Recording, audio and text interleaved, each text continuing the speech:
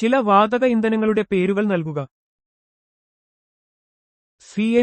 CNG, biogas, പ്രകൃതിവാതകം എന്നിവ വാതക ഇന്ധനങ്ങൾക്ക് ഉദാഹരണങ്ങളാണ്. സാധാരണ താപനിലയിൽ വാതക രൂപത്തിൽ കാണപ്പെടുന്ന ഇന്ധനങ്ങളാണ് വാതക ഇന്ധനങ്ങൾ.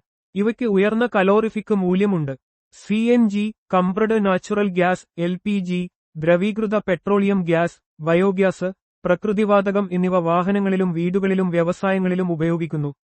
ഇവ കുറഞ്ഞ മലിനീകരണം ഉണ്ടാക്കുന്നു. ബയോഗ്യാസ് എങ്ങനെയാണ് തയ്യാറാക്കുന്നത്?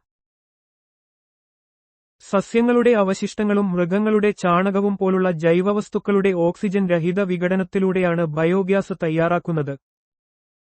ബയോഗ്യാസ് ഉൽപ്പാദനം മാലിന്യ സംസ്കരണത്തിനും പുനരുപയോഗിക്കാവുന്ന ഊർജ്ജത്തിനും ഒരു പരിസ്ഥിതി സൗഹൃദ മാർഗമാണ്. ഓക്സിജന്റെ അഭാവത്തിൽ സൂക്ഷ്മാണുക്കൾ ജൈവവസ്തുക്കളെ വിഘടിപ്പിക്കുമ്പോൾ മീഥേൻ, കാർബൺ ഡയോക്സൈഡ് തുടങ്ങിയ വാതകങ്ങൾ ഉൽപ്പാദിപ്പിക്കപ്പെടുന്നു. ഇത് ഗാർഹിക ആവശ്യങ്ങൾക്കും വൈദ്യുതി ഉൽപ്പാദനത്തിനും ഉപയോഗിക്കാം. ബയോഗ്യാസിൽ ഏറ്റവും കൂടുതൽ കാണപ്പെടുന്ന വാതകം ഏതാണ്? അതിന്റെ ഏകദേശ ശതമാനം എത്രയാണ്? ബയോഗ്യാസിൽ ഏറ്റവും കൂടുതൽ കാണപ്പെടുന്നത് മീഥേൻ, CH4 ആണ്. ഇത് സാധാരണയായി 50 മുതൽ 75% വരെ ഉണ്ടാകാറുണ്ട്. മീഥേൻ ബയോഗ്യാസിലെ പ്രധാന ഘടകമാണ്. ഇത് ജ്വലനശേഷിയുള്ള ഒരു വാതകമാണ്. ഈ ഉയർന്ന ശതമാനം കാരണം ബയോഗ്യാസ് ഒരു നല്ല ഇന്ധനമായി പ്രവർത്തിക്കുന്നു. ഊർജ്ജ ഉൽപ്പാദനത്തിനുള്ള ഇതിന്റെ കഴിവ് മീഥേന്റെ അളവിനെ ആശ്രയിച്ചിരിക്കുന്നു. പ്രകൃതിവാതകത്തിലെ പ്രധാന ഘടകം എന്താണ്? പ്രകൃതിവാതകത്തിൽ പ്രധാനമായും മീഥേൻ വാതകമാണ് അടങ്ങിയിരിക്കുന്നത്. പ്രകൃതിവാതകം ഒരു ഫോസിൽ ഇന്ധനം എന്ന നിലയിൽ പ്രധാനമായും മീഥേൻ, CH4 ഉൾക്കൊള്ളുന്നു. ഇത് വൈദ്യുതോൽപാദനം, വ്യവസായം, ഗാർഹിക ആവശ്യങ്ങൾ എന്നിവയ്ക്ക് ഉപയോഗിക്കുന്ന ഒരു പ്രധാന ഊർജ്ജ സ്രോതസ്സാണ്. മറ്റ് ഫോസിൽ ഇന്ധനങ്ങളെ അപേക്ഷിച്ച് ഇത് താരതമ്യേന ശുദ്ധമായ ഇന്ധനമായി കണക്കാക്കപ്പെടുന്നു. പ്രകൃതിവാതകത്തെ ശുദ്ധമായ ഇന്ധനമായി കണക്കാക്കുന്നത് എന്തുകൊണ്ട്? പ്രകൃതിവാതകത്തെ ശുദ്ധവും മലിനീകരണമില്ലാത്തതുമായ ഇന്ധനമായി കണക്കാക്കുന്നു. കാരണം മറ്റു ഫോസിൽ ഇന്ധനങ്ങളെ അപേക്ഷിച്ച് ഇത് കത്തുമ്പോൾ ദോഷകരമായ മലിനീകാരികൾ കുറവാണ്. പ്രകൃതിവാതകം കത്തുമ്പോൾ സൾഫർ ഡയോക്സൈഡ്, നൈട്രജൻ ഓക്സൈഡുകൾ, കണികാ പദാർത്ഥങ്ങൾ എന്നിവയുടെ ഉത്പാദനം കുറവാണ്. ഇത് മറ്റ് ഫോസിൽ ഇന്ധനങ്ങളുമായി താരതമ്യം ചെയ്യുമ്പോൾ കുറഞ്ഞ കാർബൺ പുറന്തള്ളലിന് കാരണമാകുന്നു. അതിനാൽ ഇത് വായുവിന്റെ ഗുണനിലവാരം മെച്ചപ്പെടുത്താൻ സഹായിക്കുകയും കാലാവസ്ഥാ വ്യതിയാനം ലഘൂകരിക്കുന്നതിൽ ഒരു പങ്ക് വഹിക്കുകയും ചെയ്യുന്നു.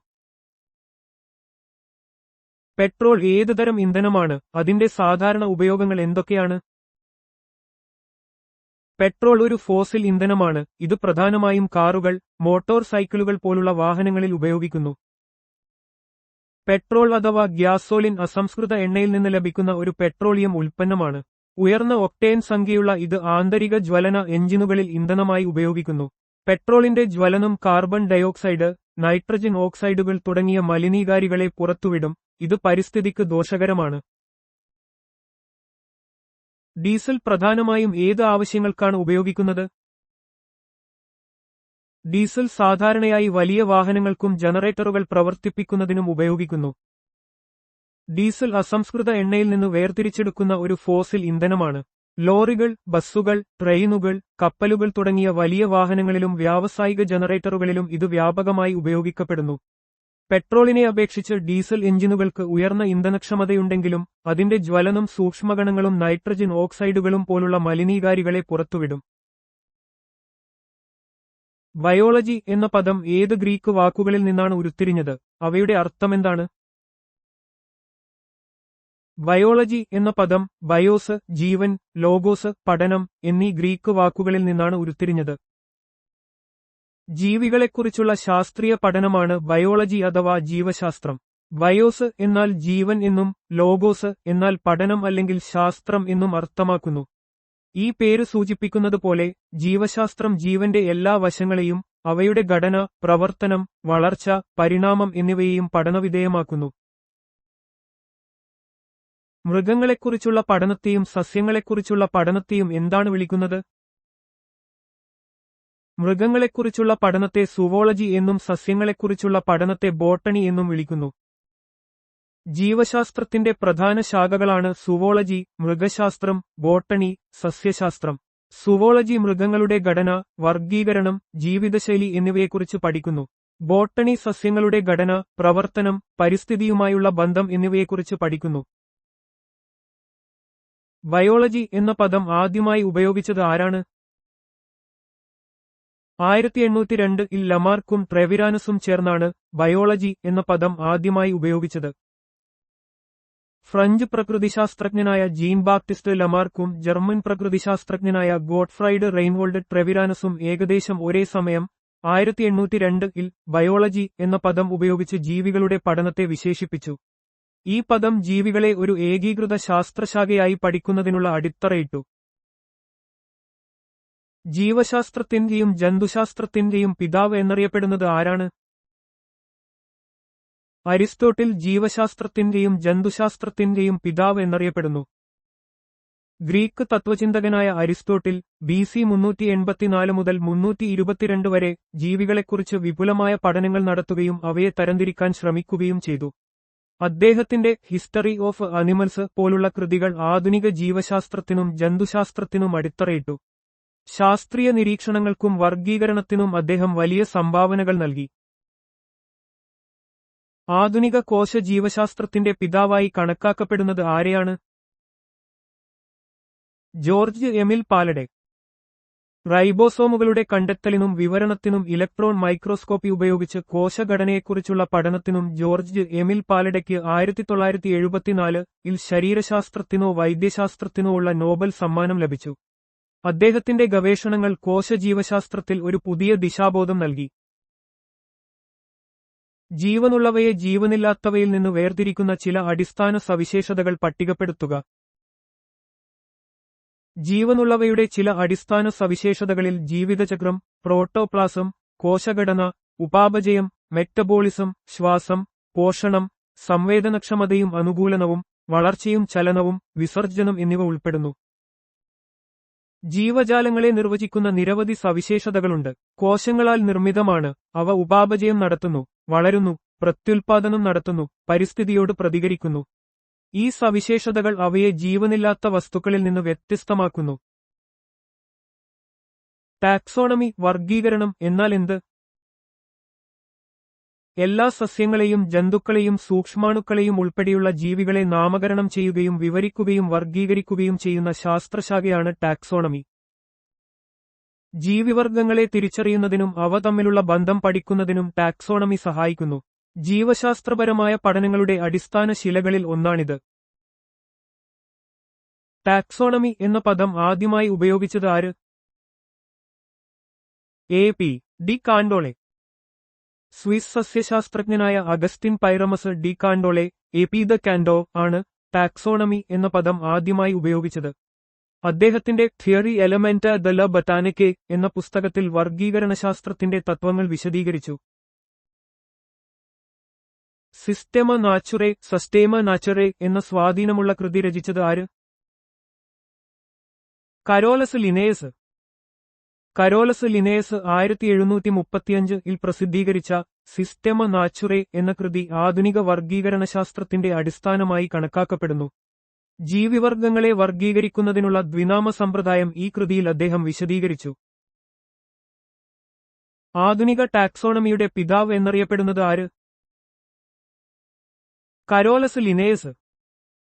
ജീവികളെ ശാസ്ത്രീയമായി വർഗീകരിക്കുന്നതിനും നാമകരണം ചെയ്യുന്നതിനും കരോലസ് ലിനേയസ് നൽകിയ സംഭാവനകൾ വലുതാണ്. ദ്വിനാമ സമ്പ്രദായം പോലുള്ള അദ്ദേഹത്തിന്റെ ആശയങ്ങൾ ആധുനിക വർഗീകരണശാസ്ത്രത്തിന് അടിത്തറ പാകി. ജീവജാലങ്ങൾക്കുള്ള ദ്വിനാമ നാമകരണ സമ്പ്രദായം ബൈനോമിയൽ നൊമെൻക്ലിച്ചർ മുന്നോട്ടുവെച്ചത് ആര്? കരോലസ് ലിനേയസ്. കരോലസ് ലിനേയസ് വികസിപ്പിച്ച ദ്വിനാമ നാമകരണ സമ്പ്രദായം ഓരോ ജീവിക്കും 2 ഭാഗങ്ങളുള്ള ഒരു ശാസ്ത്രീയ നാമം നൽകുന്നു. ഒന്ന് ജീനസ് പേരും മറ്റേത് സ്പീഷീസ് പേരും. ഈ സമ്പ്രദായം ലോകമെമ്പാടുമുള്ള ജീവികളെ തിരിച്ചറിയാൻ സഹായിക്കുന്നു. ദ്വിനാമ നാമകരണ സമ്പ്രദായമനുസരിച്ച് ഒരു ജീവിയുടെ ശാസ്ത്രീയ നാമം എങ്ങനെയാണ് രൂപപ്പെടുന്നത്? ദ്വിനാമ നാമകരണ സമ്പ്രദായമനുസരിച്ച് ഓരോ ജീവിയുടെയും ശാസ്ത്രീയ നാമം 2 ലാറ്റിൻ പദങ്ങളിൽ നിന്നാണ് ഉരുത്തിരിയുന്നത്. ആദ്യത്തേത് ജീനസിന്റെ പേരും രണ്ടാമത്തേത് സ്പീഷീസിന്റെ പേരുമാണ്. ഉദാഹരണത്തിന്, മനുഷ്യന്റെ ശാസ്ത്രീയ നാമം ഹോമോ സേപ്പിയൻസ് ആണ്. ഇവിടെ ഹോമോ ജീനസിനെയും സേപ്പിയൻസ് സ്പീഷീസിനെയും സൂചിപ്പിക്കുന്നു. ഈ രീതി ജീവികളെ കൃത്യമായി തിരിച്ചറിയാനും ആശയക്കുഴപ്പങ്ങൾ ഒഴിവാക്കാനും സഹായിക്കുന്നു. ജീവജാലങ്ങൾക്കായി പഞ്ചരാജ്യ വർഗീകരണ സമ്പ്രദായം 5 കിങ്ഡം ക്ലാസിഫിക്കേഷൻ മുന്നോട്ടുവെച്ചത് ആര്, ഏതു വർഷം? Robert H. വിറ്റാക്കർ 1969-ൽ. ജീവജാലങ്ങളെ Monera, Protista, Fungi, Plantae, Animalia എന്നിങ്ങനെ 5 രാജ്യങ്ങളായി കിങ്ഡംസ്. Robert H. വിറ്റാക്കർ 1969-ൽ വർഗീകരിച്ചു. ഈ വർഗീകരണം പോഷണം, കോശഘടന, ശരീരഘടന തുടങ്ങിയ ഘടകങ്ങളെ അടിസ്ഥാനമാക്കിയുള്ളതാണ്. എല്ലാ പ്രോകാരിയോട്ടിക് ജീവജാലങ്ങളെയും ഉൾക്കൊള്ളുന്ന കിങ്ഡം രാജ്യം ഏതാണ്? മൊണേറ രാജ്യം, കിങ്ഡം മൊണേറ. ബാക്ടീരിയ, നീലഹരിത ആൽഗകൾ, സയനോബാക്ടീരിയ തുടങ്ങിയവ മൊണേറ രാജ്യത്തിൽ ഉൾപ്പെടുന്നു. ഈ ജീവികൾക്ക് വ്യക്തമായ കോശമർമ്മം, ന്യൂക്ലിയസ് ഇല്ലാത്തതും ഒറ്റ കോശങ്ങളാൽ നിർമ്മിതവുമാണ്. ബാക്ടീരിയ പ്രോകാരിയോട്ടിക് ആണോ യൂക്കാരിയോട്ടിക് ആണോ? അവയുടെ പോഷണരീതികൾ എന്തൊക്കെയാണ്? ബാക്ടീരിയ പ്രോകാരിയോട്ടുകളാണ്. അവയ്ക്ക് സ്വപോഷണവും പരപോഷണവും സാധ്യമാണ്. ബാക്ടീരിയകൾ പ്രോകാരിയോട്ടിക് കോശങ്ങളുള്ള ഏകകോശ ജീവികളാണ്. അവയ്ക്ക് ക്ലോറോഫിൽ ഉള്ളതിനാൽ സ്വയം ഭക്ഷണം നിർമ്മിക്കാനും സ്വപോഷണം, മറ്റുള്ളവയെ ആശ്രയിച്ച് ജീവിക്കാനും പരപോഷണം കഴിയും. അവ ജീർണിച്ച പദാർത്ഥങ്ങളിൽ നിന്നും ഊർജ്ജം നേടുന്ന സാപ്രോഫൈറ്റുകളോ മറ്റ് ജീവികളിൽ നിന്ന് പോഷണം നേടുന്ന പരാദങ്ങളോ ആകാം. സയനോബാക്ടീരിയ പോലുള്ള സ്വപോഷക ബാക്ടീരിയകളിൽ കാണുന്ന വർണ്ണകങ്ങളടങ്ങിയ കുമിളകളെ എന്തു വിളിക്കുന്നു? സയനോബാക്ടീരിയ പോലുള്ള സ്വപോഷക ബാക്ടീരിയകളിൽ കാണുന്ന വർണ്ണകങ്ങളടങ്ങിയ കുമിളകളെ ക്രോമാറ്റോഫോറുകൾ എന്ന് വിളിക്കുന്നു. സയനോബാക്ടീരിയ അഥവാ നീലഹരിത ആൽഗകൾക്ക് പ്രകാശസംശ്ലേഷണം നടത്താൻ സഹായിക്കുന്ന ക്ലോറോഫിൽ പോലുള്ള വർണ്ണകങ്ങളുണ്ട്. ഈ വർണ്ണകങ്ങൾ ക്രോമാറ്റോഫോറുകൾ എന്നറിയപ്പെടുന്ന സ്തരബന്ധിതമല്ലാത്ത കോശാംഗങ്ങളിലാണ് കാണപ്പെടുന്നത്. ഇത് പ്രകാശോർജ്ജത്തെ രാസ ഊർജ്ജമാക്കി മാറ്റാൻ സഹായിക്കുന്നു. ഏകകോശ യൂക്കാരിയോട്ടുകളായ ജീവികൾ ഉൾപ്പെടുന്ന രാജ്യം ഏതാണ്? ഏകകോശ യൂക്കാരിയോട്ടുകളായ ജീവികൾ ഉൾപ്പെടുന്ന രാജ്യം പ്രോട്ടിസ്റ്റയാണ്. കാൾ ലിനേയസിന്റെ ദ്വിനാമപദ്ധതി പ്രകാരം ജീവികളെ വിവിധ രാജ്യങ്ങളായി തിരിച്ചിരിക്കുന്നു. പ്രോട്ടിസ്റ്റ എന്ന രാജ്യത്തിൽ യൂക്കാരിയോട്ടുകളായ ഏകകോശ ജീവികളാണ് ഉൾപ്പെടുന്നത്. അമീബ, പാരമീസിയം, യൂഗ്ലീന എന്നിവ ഈ വിഭാഗത്തിൽപ്പെടുന്ന ചില ജീവികളാണ്. ആൽഗകളുടെ പോഷണരീതിയുമായി ബന്ധപ്പെട്ട ഒരു പ്രധാന സവിശേഷത എന്താണ്? ആൽഗകൾക്ക് പ്രകാശസംശ്ലേഷണം നടത്താനുള്ള കഴിവുണ്ട്. അതിനാൽ അവയിൽ മിക്കവയും സ്വപോഷകങ്ങളാണ്. ആൽഗകൾ പ്രധാനമായും ജലത്തിൽ കാണപ്പെടുന്ന സസ്യസമാനമായ ജീവികളാണ്. അവയ്ക്ക് ക്ലോറോഫിൽ പോലുള്ള വർണ്ണകങ്ങളുള്ളതിനാൽ സൂര്യപ്രകാശത്തെ ഉപയോഗിച്ച് സ്വന്തമായി ഭക്ഷണം നിർമ്മിക്കാൻ പ്രകാശസംശ്ലേഷണം കഴിയും.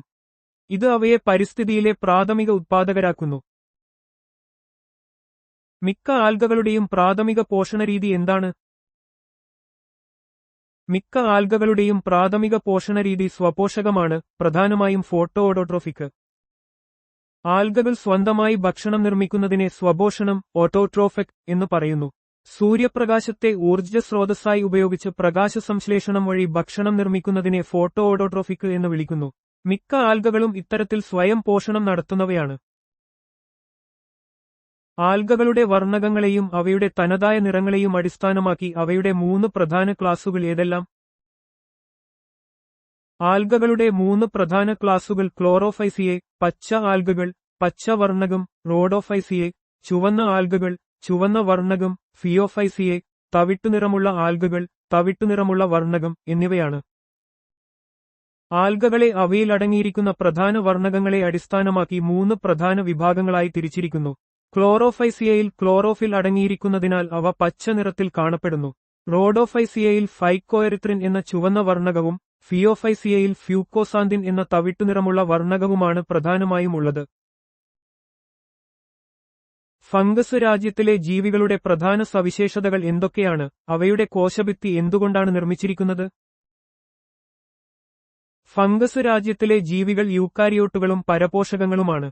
അവ ആകിരണ പോഷണരീതി പരാദങ്ങളായോ സാപ്രോട്രോഫുകളായോ അവലംബിക്കുന്നു. അവയുടെ കോശഭിത്തി കൈറ്റിൻ കൊണ്ടാണ് നിർമ്മിച്ചിരിക്കുന്നത്. ഫംഗസുകൾ യൂക്കാരിയോട്ടുകളും ഹെറ്ററോട്രോഫുകളുമാണ്. അവ മൃതവും ജീർണിച്ചതുമായ ജൈവവസ്തുക്കളിൽ നിന്ന് പോഷകങ്ങൾ ആകിരണം ചെയ്ത് വളരുന്നു. സാപ്രോട്രോഫിക് ചില ഫംഗസുകൾ മറ്റ് ജീവികളിൽ നിന്ന് പോഷകങ്ങൾ ആഗിരണം ചെയ്യുന്ന പരാദങ്ങളായിട്ടും കാണപ്പെടുന്നു. ഇവയുടെ കോശഭിത്തി സസ്യങ്ങളിൽ നിന്ന് വ്യത്യസ്തമായി കൈറ്റിൻ എന്ന ഘടകപദാർത്ഥം കൊണ്ടാണ് നിർമ്മിച്ചിരിക്കുന്നത്. മൈക്കോറൈസേ എന്നാൽ എന്താണ്? സസ്യ-ഫംഗസ് ബന്ധത്തിൽ അവയുടെ പ്രാഥമിക പങ്ക് എന്താണ്?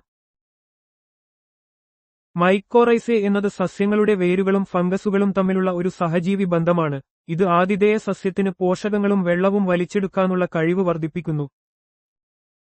മൈക്കോറൈസേ എന്നത് ഫംഗസുകളും സസ്യങ്ങളുടെ വേരുകളും തമ്മിലുള്ള ഒരു മ്യൂച്വലിസ്റ്റിക് സഹജീവി ബന്ധമാണ്. ഫംഗസുകൾ മണ്ണിൽ നിന്ന് ജലവും പോഷകങ്ങളും, പ്രത്യേകിച്ച് ഫോസ്ഫറസ്, വലിച്ചെടുത്ത് സസ്യങ്ങൾക്ക് നൽകുന്നു. പ്രത്യുപകാരമായി സസ്യങ്ങൾ ഫംഗസുകൾക്ക് പ്രകാശസംശ്ലേഷണത്തിലൂടെ ഉത്പാദിപ്പിക്കുന്ന കാർബോഹൈഡ്രേറ്റുകൾ നൽകുന്നു. ഈ ബന്ധം സസ്യങ്ങളുടെ വളർച്ചയ്ക്കും മണ്ണിന്റെ ഫലഭൂയിഷ്ഠതയ്ക്കും അത്യന്താപേക്ഷിതമാണ്. പ്ലാന്റ് രാജ്യത്തിലെ ജീവികളുടെ നിർവചിക്കുന്ന സവിശേഷതകൾ എന്തൊക്കെയാണ്? പ്ലാന്റ് രാജ്യത്തിലെ ജീവികൾ ബഹുകോശങ്ങളുള്ളതും പ്രകാശസംശ്ലേഷണം നടത്തുന്നവരുമാണ്. ഇവയിൽ ഹരിതസസ്യങ്ങൾ, ആൻജിയോസ്പെർമുകൾ, ജിംനോസ്പെർമുകൾ, താലോഫൈറ്റുകൾ, ബ്രയോഫൈറ്റുകൾ, ടെറിഡോഫൈറ്റുകൾ എന്നിവ ഉൾപ്പെടുന്നു. പ്ലാന്റ് രാജ്യത്തിലെ ജീവികൾ യൂക്കാരിയോട്ടുകളും ബഹുകോശങ്ങളുള്ളവയുമാണ്. കോശഭിത്തി സെല്ലുലോസ് കൊണ്ടാണ് നിർമ്മിച്ചിരിക്കുന്നത്. അവയ്ക്ക് ക്ലോറോഫിൽ അടങ്ങിയതിനാൽ സ്വന്തമായി ഭക്ഷണം നിർമ്മിക്കാൻ പ്രകാശസംശ്ലേഷണം കഴിയും. സസ്യലോകത്തെ താലോഫൈറ്റുകൾ, ആൽഗകൾ, ബ്രയോഫൈറ്റുകൾ, മോസ്, ടെറിഡോഫൈറ്റുകൾ, ഫേണുകൾ, ജിംനോസ്പെർമുകൾ, നഗ്നബീജികൾ, ആൻജിയോസ്പെർമുകൾ, ആവൃതബീജികൾ എന്നിങ്ങനെ പല വിഭാഗങ്ങളായി തിരിച്ചിരിക്കുന്നു. അനിമാലിയ രാജ്യത്തിലെ ജീവികളുടെ പ്രധാന സവിശേഷതകൾ എന്തൊക്കെയാണ്? അനിമാലിയ രാജ്യത്തിലെ ജീവികൾ ബഹുകോശങ്ങളുള്ളതും ഹോളോസോയിക്ക് പോഷണം നടത്തുന്നവരും യൂക്കാരിയോട്ടിക് ഉപഭോക്താക്കളുമാണ്. അവ ഭക്ഷണത്തിനായി നേരിട്ടോ അല്ലാതെയോ സസ്യങ്ങളെ ആശ്രയിക്കുന്നു. അനിമാലിയ രാജ്യത്തിലെ ജീവികൾ യൂക്കാരിയോട്ടുകളും ബഹുകോശങ്ങളുള്ളവയുമാണ്. ഇവയ്ക്ക് കോശഭിത്തിയില്ല. അവ പൂർണ്ണമായ ഭക്ഷണം ശരീരത്തിനുള്ളിൽ ദഹിപ്പിക്കുന്ന ഹോളോസോയിക്ക് പോഷണം അവലംബിക്കുന്നു. അവ സ്വയം ഭക്ഷണം നിർമ്മിക്കാത്തതുകൊണ്ട് സസ്യങ്ങളെയോ മറ്റു മൃഗങ്ങളെയോ ഭക്ഷണത്തിനായി നേരിട്ടോ അല്ലാതെയോ ആശ്രയിക്കുന്ന ഉപഭോക്താക്കളാണ്. കിങ്ഡം അനിമാലിയയുടെ മറ്റൊരു പേരെന്ത്? കിങ്ഡം അനിമാലിയ മെറ്റാസോവ എന്നും അറിയപ്പെടുന്നു. കിങ്ഡം അനിമാലിയയെ മെറ്റാസോവ എന്നും വിളിക്കുന്നു. ഇത് ബഹുകോശ, യൂക്കാരിയോട്ടിക ജീവികളെ ഉൾക്കൊള്ളുന്ന ഒരു വലിയ വിഭാഗമാണ്. മൃഗങ്ങളെ തരംതിരിക്കാൻ ഈ പദം ഉപയോഗിക്കുന്നു. മൃഗങ്ങളെയും സസ്യങ്ങളെയും വർഗീകരിക്കുന്നതിനുള്ള ശ്രേണിപരമായ വിഭാഗങ്ങളെ ഏറ്റവും ഉയർന്നതു മുതൽ ഏറ്റവും താഴ്ന്നതുവരെ പട്ടികപ്പെടുത്തുക. ശ്രേണിപരമായ വിഭാഗങ്ങൾ കിങ്ഡം, ഫൈലം, സസ്യങ്ങൾക്ക് division, class, order, family, genus, species എന്നിവയാണ്. ജീവികളെ തരംതിരിക്കുന്നതിനുള്ള അടിസ്ഥാന ശ്രേണിപരമായ ഘടനയാണിത്. ഇതിനെ ടാക്സോണമിക് ഹൈറാർക്കി എന്ന് പറയുന്നു. ലിന്നേയൻ വർഗീകരണ സമ്പ്രദായം ഇതിന് ഉദാഹരണമാണ്. സസ്യങ്ങളുടെ വർഗീകരണത്തിൽ ഫൈലം എന്നതിനു പകരം ഏതു പദമാണ് ഉപയോഗിക്കുന്നത്? സസ്യങ്ങളുടെ വർഗീകരണത്തിൽ ഫൈലം എന്നതിനു പകരം ഡിവിഷൻ എന്ന പദമാണ് ഉപയോഗിക്കുന്നത്. സസ്യശാസ്ത്രത്തിൽ സസ്യങ്ങളെ തരംതിരിക്കുന്നതിന് ഫൈലം എന്നതിനു പകരം ഡിവിഷൻ എന്ന പദം ഔദ്യോഗികമായി ഉപയോഗിക്കുന്നു. ഇത് സസ്യലോകത്തിലെ വൈവിധ്യങ്ങളെ വേർതിരിക്കുന്നതിനുള്ള ഒരു പ്രധാന തലമാണ്. ടാക്സോണമിക് ശ്രേണിയിലെ ഏറ്റവും ഉയർന്നതും താഴ്ന്നതുമായ വിഭാഗങ്ങൾ ഏതാണ്? ടാക്സോണമിക് ശ്രേണിയിലെ ഏറ്റവും ഉയർന്ന വിഭാഗം കിങ്ഡവും ഏറ്റവും താഴ്ന്നത് സ്പീഷീസുമാണ്. കിങ്ഡം എന്നത് ഏറ്റവും വിശാലമായ വിഭാഗമാണ്. സ്പീഷീസ് എന്നത് ഏറ്റവും പ്രത്യേകതകളുള്ളതും പ്രത്യുൽപാദനം നടത്താൻ കഴിയുന്നതുമായ ജീവികളുടെ കൂട്ടമാണ്. ഇത് വർഗീകരണത്തിലെ അടിസ്ഥാന യൂണിറ്റാണ്. മെർക്കുറി തെർമോമീറ്റർ കണ്ടുപിടിച്ചത് ആരാണ്? Daniel Gabriel Fahrenheit. 1714 Daniel Gabriel Fahrenheit mercury thermometer കണ്ടുപിടിച്ചു. താപനില അളക്കുന്നതിൽ ഇത് ഒരു വിപ്ലവകരമായ മുന്നേറ്റമായിരുന്നു. കൂടാതെ ഫാരൻഹീറ്റ് താപനില സ്കെയിലും ഇദ്ദേഹം അവതരിപ്പിച്ചു. അക്രോമാറ്റിക് ലെൻസ് കണ്ടുപിടിച്ചത് ആരാണ്? ജോൺ ഡോളണ്ട്. 1757 അക്രോമാറ്റിക് ലെൻസ് കണ്ടുപിടിച്ചു. ഈ ലെൻസുകൾ ദൂരദർശിനികളിലും മൈക്രോസ്കോപ്പുകളിലും വർണ്ണവ്യതിയാനങ്ങൾ കുറയ്ക്കാൻ സഹായിച്ചു. ഒപ്റ്റിക്കൽ ഉപകരണങ്ങളുടെ വ്യക്തത ഗണ്യമായി വർദ്ധിപ്പിച്ചു. ആദ്യത്തെ സൈനിക അന്തർവാഹിനി കണ്ടുപിടിച്ചത് ആരാണ്? ഡേവിഡ് ബുഷ്നെൽ. ഡേവിഡ് ബുഷ്നെൽ 1775-ൽ ടർട്ടിൽ എന്ന പേരിൽ ആദ്യത്തെ സൈനിക അന്തർവാഹിനി കണ്ടുപിടിച്ചു. അമേരിക്കൻ വിപ്ലവകാലത്ത് ബ്രിട്ടീഷ് കപ്പലുകളെ ആക്രമിക്കാൻ ഇത് ഉപയോഗിക്കാൻ ശ്രമിച്ചെങ്കിലും വിജയിച്ചില്ല. എങ്കിലും അന്തർവാഹിനി സാങ്കേതികവിദ്യയിലെ ഒരു പ്രധാന നാഴികക്കല്ലായിരുന്നു ഇത്. ബൈഫോക്കൽ ലെൻസ് കണ്ടുപിടിച്ചത് ആരാണ്? Benjamin Franklin. ബെഞ്ചമിൻ ഫ്രാങ്ക്ലിൻ 1784-ൽ ബൈഫോക്കൽ ലെൻസുകൾ കണ്ടുപിടിച്ചു. ദൂരക്കാഴ്ചയ്ക്കും സമീപക്കാഴ്ചയ്ക്കും ഒരുമിച്ച് ഉപയോഗിക്കാവുന്ന ഈ ലെൻസുകൾ കാഴ്ച വൈകല്യമുള്ളവർക്ക് വലിയ സഹായമായി. പവർലൂം കണ്ടുപിടിച്ചത് ആരാണ്? എഡ്മണ്ട് കാർട്ട്റൈറ്റ്. എഡ്മണ്ട് കാർട്ട്റൈറ്റ് 1785-ൽ പവർലൂം കണ്ടുപിടിച്ചു. ഇത് തുണി ഉൽപ്പാദനത്തിന്റെ യന്ത്രവൽക്കരണത്തിന് വഴിതുറക്കുകയും വ്യാവസായിക വിപ്ലവത്തിൽ ടെക്സ്റ്റൈൽ വ്യവസായത്തെ പരിവർത്തനം ചെയ്യുകയും ചെയ്തു. ഗ്യാസ് ടർബൈൻ കണ്ടുപിടിച്ചത് ആരാണ്? John Barber. ജോൺ ബാർബർ 1791-ൽ ഗ്യാസ് ടർബൈൻ കണ്ടുപിടിച്ചു. അദ്ദേഹത്തിന്റെ പേറ്റന്റ് ഒരു കംപ്രസർ, ഒരു കോമ്പസ്റ്റർ, ഒരു ടർബൈൻ എന്നിവ ഉൾക്കൊള്ളുന്ന ഒരു ഉപകരണത്തെ വിവരിക്കുന്നു. ആധുനിക ഗ്യാസ് ടർബൈനുകൾക്ക് ഇത് അടിസ്ഥാനമിട്ടു. ഇലക്ട്രിക് ബാറ്ററി വോൾട്ടായിക് പൈൽ കണ്ടുപിടിച്ചത് ആരാണ്? അലസാൻഡ്രോ വോൾട്ട. അലസാൻഡ്രോ വോൾട്ട 1800-ൽ ഇലക്ട്രിക് ബാറ്ററി അഥവാ വോൾട്ടായിക് പൈൽ കണ്ടുപിടിച്ചു. ഇത് വൈദ്യുതിയുടെ തുടർച്ചയായ ഉത്പാദനത്തിന് വഴിയൊരുക്കുകയും വൈദ്യുതശാസ്ത്ര പഠനത്തിന് ഒരു പുതിയ പാത തുറക്കുകയും ചെയ്തു. ആദ്യത്തെ പൂർണ്ണതോതിലുള്ള പ്രവർത്തിക്കുന്ന റെയിൽവേ നീരാവി ലോക്കോമോട്ടീവ് കണ്ടുപിടിച്ചത് ആരാണ്? റിച്ചാർഡ് ട്രെവിദിക്ക്. റിച്ചാർഡ് ട്രെവിദിക്ക് 1804-ൽ ആദ്യത്തെ പൂർണ്ണതോതിലുള്ള പ്രവർത്തിക്കുന്ന റെയിൽവേ നീരാവി ലോക്കോമോട്ടീവ് നിർമ്മിച്ചു.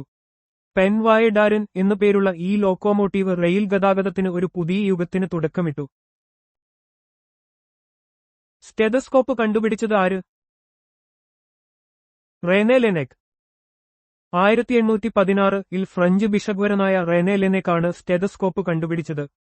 ഇത് നെഞ്ചിലെയും ഹൃദയത്തിലെയും ശ്വാസകോശത്തിലെയും ശബ്ദങ്ങൾ കേൾക്കാൻ ഡോക്ടർമാരെ സഹായിക്കുന്നു. വൈദ്യശാസ്ത്ര രോഗനിർണയത്തിൽ ഇതൊരു സുപ്രധാന ഉപകരണമാണ്.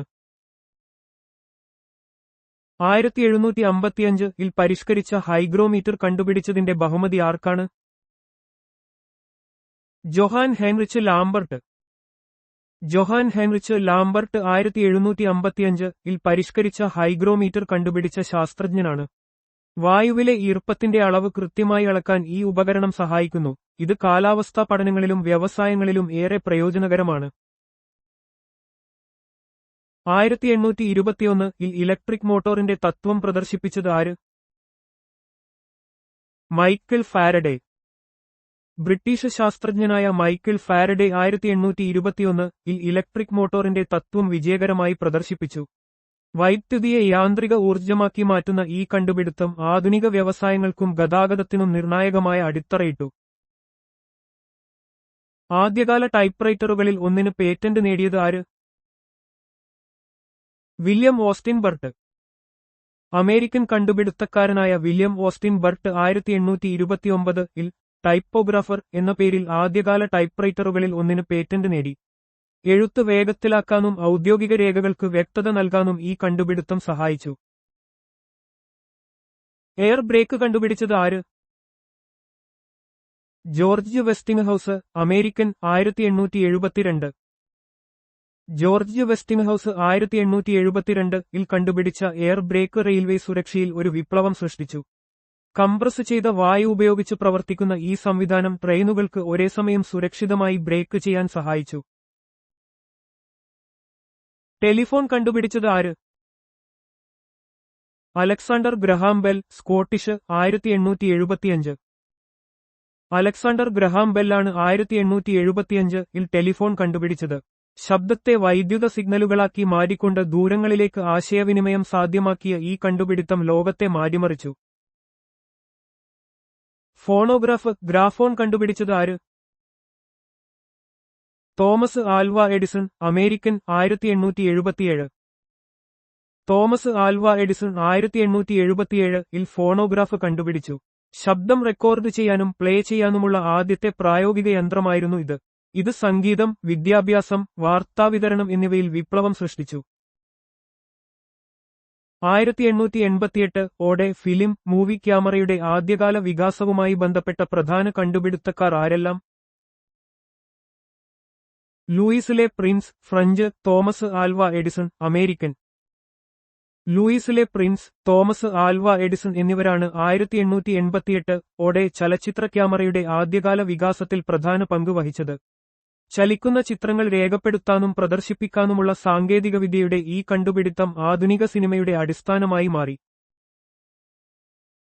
കാർബൺ ഫിലമെന്റ് ഉപയോഗിച്ച് ഇലക്ട്രിക് ലാമ്പ്, ബൾബ് കണ്ടുപിടിച്ചത് ആര്? Thomas Alva Edison, American. 1879. Thomas Alva Edison 1879 carbon filament ഉപയോഗിച്ച് പ്രായോഗികമായ ഇലക്ട്രിക് ലാമ്പ് കണ്ടുപിടിച്ചു. ഇത് വൈദ്യുത വിളക്കുകളുടെ വാണിജ്യപരമായ ഉപയോഗത്തിന് വഴിതുറക്കുകയും രാത്രികാലങ്ങളിൽ ലോകത്തിന് വെളിച്ചം നൽകുകയും ചെയ്തു. ആദ്യത്തെ ആവശ്യത്തിയിൽ പ്രവർത്തിക്കുന്ന ഓട്ടോമൊബൈൽ കണ്ടുപിടിച്ചത് ആര്? Nicolas Joseph Cugnot, French. 1768. Nicolas Joseph Cugnot 1768 ആദ്യത്തെ ആവശ്യത്തിയിൽ പ്രവർത്തിക്കുന്ന വാഹനം കണ്ടുപിടിച്ചു.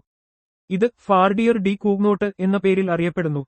ഈ കണ്ടുപിടുത്തം വാഹന ഗതാഗതത്തിന്റെ ചരിത്രത്തിലെ ഒരു സുപ്രധാന നാഴികക്കല്ലായിരുന്നു. ഹൈഡ്രജൻ ഉപയോഗിച്ച് പ്രവർത്തിക്കുന്ന ആദ്യത്തെ ആന്തരിക ദഹന എഞ്ചിൻ കാർ കണ്ടുപിടിച്ചത് ആര്? Francois Isaac D Riwaaz, French. 1807. Francois Isaac D Riwaaz 1807 hydrogen ഇന്ധനമാക്കിയ ആദ്യത്തെ ആന്തരിക ദഹന എഞ്ചിൻ കണ്ടുപിടിച്ചു. ഇത് ആധുനിക വാഹനങ്ങളുടെ വികസനത്തിന് വഴിയൊരുക്കി. ഈ കണ്ടുപിടുത്തം ഊർജ്ജ കാര്യക്ഷമതയുടെ സാധ്യതകൾക്ക് പുതിയ ദിശാബോധം നൽകി. ആദ്യത്തെ പെട്രോൾ അല്ലെങ്കിൽ ഗ്യാസോലിൻ ഇന്ധനമാക്കിയ ഓട്ടോമൊബൈൽ കണ്ടുപിടിച്ചത് ആര്? Karl Benz, German. 1886. Karl Benz 1886 ആദ്യത്തെ പെട്രോൾ ഇന്ധനമാക്കിയ ഓട്ടോമൊബൈൽ കണ്ടുപിടിച്ചു. ബെൻസ് പേറ്റന്റ് മോട്ടോർ വാഗൺ എന്നാണ് ഇത് അറിയപ്പെടുന്നത്. ഈ കണ്ടുപിടുത്തം ആധുനിക മോട്ടോർ വാഹന വ്യവസായത്തിന്റെ ആരംഭമായി കണക്കാക്കപ്പെടുന്നു. കാറ്റുള്ള ടയർ കണ്ടുപിടിച്ചത് ആര്? John Boyd Dunlop, Scottish. 1887. John Boyd Dunlop 1887 സൈക്കിളുകൾക്കായി കാറ്റുള്ള ടയർ കണ്ടുപിടിച്ചു. ഇത് വാഹനങ്ങളുടെ യാത്ര കൂടുതൽ സുഖകരമാക്കാൻ സഹായിച്ചു. ഈ കണ്ടുപിടുത്തം വാഹന വ്യവസായത്തിൽ ഒരു വിപ്ലവം സൃഷ്ടിക്കുകയും ചെയ്തു. എക്സ്റേ കണ്ടുപിടിച്ചത് ആര്? Wilhelm Conrad Roentgen, German. 1895. Wilhelm Conrad Roentgen 1895 X-ray കണ്ടുപിടിച്ചു. ഈ കണ്ടെത്തൽ വൈദ്യശാസ്ത്രത്തിലും വ്യവസായത്തിലും വലിയ മുന്നേറ്റങ്ങൾക്ക് കാരണമായി. അദ്ദേഹത്തിന് 1901 ഭൗതികശാസ്ത്രത്തിനുള്ള ആദ്യത്തെ നോബൽ സമ്മാനം ലഭിച്ചു. റേഡിയോ ടെലിഗ്രാഫ് കണ്ടുപിടിച്ചത് ആര്? Guglielmo Marconi, Italian. 1890 Guglielmo Marconi 1890 radio telegraph കണ്ടുപിടിച്ചു. ഇത് വയർലെസ് ആശയവിനിമയത്തിന്റെ വികാസത്തിന് വഴിതെളിയിച്ചു. അദ്ദേഹത്തിന് 1909 ഭൗതികശാസ്ത്രത്തിനുള്ള നോബൽ സമ്മാനം ലഭിച്ചു. ആദ്യത്തെ ആണവ റിയാക്ടറായ ചിക്കാഗോ പൈൽ-1 നിർമ്മിച്ച ടീമിനെ നയിച്ചത് ആര്? Enrico Fermi, Italian. 1942. Enrico Fermi 1942 ആദ്യത്തെ ആണവ റിയാക്ടറായ ചിക്കാഗോ പൈൽ-1 നിർമ്മിച്ച ടീമിനെ നയിച്ചു. ഇത് ആണവ ഊർജ്ജത്തിന്റെ നിയന്ത്രിത ഉൽപ്പാദനത്തിനുള്ള ആദ്യപടിയായിരുന്നു. അദ്ദേഹത്തിന് 1938 ഭൗതികശാസ്ത്രത്തിനുള്ള നോബൽ സമ്മാനം ലഭിച്ചിരുന്നു. ആദ്യത്തെ പൊതുവായ ഇലക്ട്രോണിക് ഡിജിറ്റൽ കമ്പ്യൂട്ടർ കണ്ടുപിടിച്ചത് ആര്? John Presper Eckert junior and John William Mauchly, അമേരിക്കക്കാർ. 1945.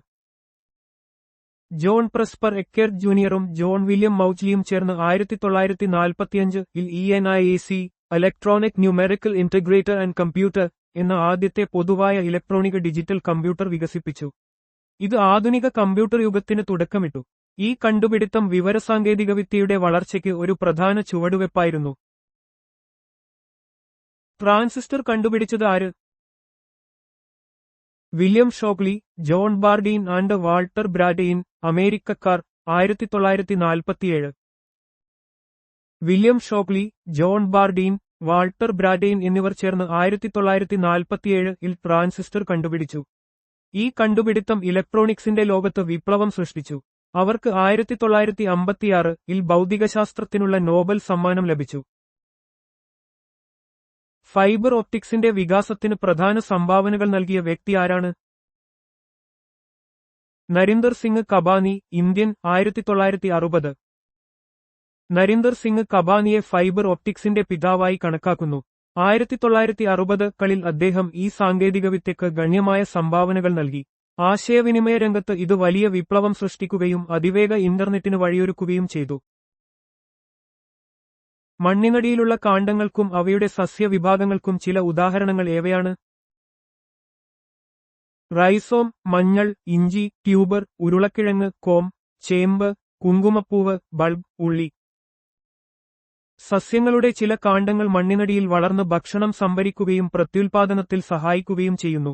റൈസോം, ഇഞ്ചി, മഞ്ഞൾ, ട്യൂബർ, ഉരുളക്കിഴങ്ങ്, കോം, ചേമ്പ്, കുങ്കുമപ്പൂവ്, ബൾബ്, ഉള്ളി എന്നിവയാണ് ഇതിന് ഉദാഹരണങ്ങൾ.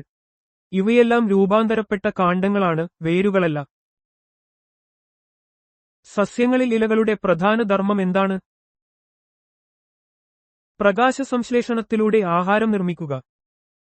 സസ്യങ്ങളിലെ ഇലകളുടെ പ്രധാന ധർമ്മം പ്രകാശസംശ്ലേഷണം വഴി ആഹാരം നിർമ്മിക്കുക എന്നതാണ്.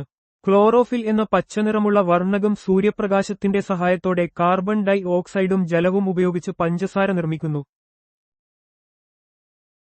പ്രത്യേക ഇല രൂപാന്തരീകരണങ്ങൾക്കും അവയുടെ ധർമ്മങ്ങൾക്കും ഉദാഹരണങ്ങൾ നൽകുക.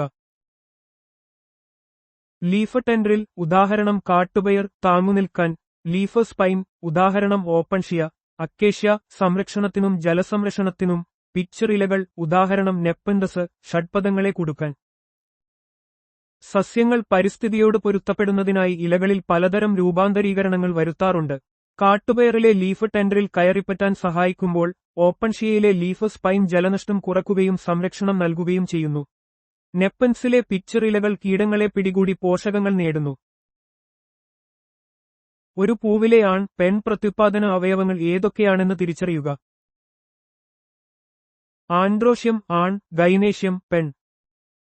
ഒരു പൂവിലെ പ്രത്യുത്പാദന അവയവങ്ങളാണ് ആൻഡ്രോഷ്യം കേസരപുടം സ്ത്രീലിംഗവും ഗൈനേഷ്യം ജനിപുടം പുരുഷലിംഗവും. ആൻഡ്രോഷ്യം പൂമ്പൊടി ഉത്പാദിപ്പിക്കുമ്പോൾ ഗൈനേഷ്യം ബീജസങ്കലനത്തിലൂടെ വിത്തുകൾ രൂപപ്പെടുത്തുന്നതിന് സഹായിക്കുന്നു. പരാഗണം എന്നാൽ എന്ത്? അതിന്റെ പ്രധാനപ്പെട്ട രണ്ട് തരങ്ങൾ ഏവയാണ്? പരാഗണം എന്നത് പരാഗരേണുക്കളെ കേസരത്തിൽ നിന്ന് കാർപ്പലിന്റെ സ്റ്റിഗ്മയിലേക്ക് മാറ്റുന്ന പ്രക്രിയയാണ്. ഇതിന്റെ പ്രധാനപ്പെട്ട രണ്ട് തരങ്ങൾ സ്വപരാഗണവും പരപരാഗണവുമാണ്. പരാഗണം എന്നത് പൂമ്പൊടി കേസരത്തിൽ നിന്ന് ജനിപുടത്തിന്റെ സ്റ്റിഗ്മയിലേക്ക് എത്തുകയും ബീജസങ്കലനത്തിന് വഴിയൊരുക്കുകയും ചെയ്യുന്ന ജൈവപ്രക്രിയയാണ്.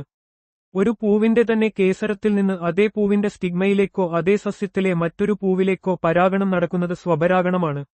വ്യത്യസ്ത സസ്യങ്ങൾക്കിടയിൽ നടക്കുന്നത് പരപരാഗണവുമാണ്. സസ്യങ്ങളിലെ ബീജസങ്കലനം എന്നാൽ എന്ത്? ആൻജിയോസ്പേമുകളിൽ ഇതിനെ വേർതിരിക്കുന്നത് എന്താണ്?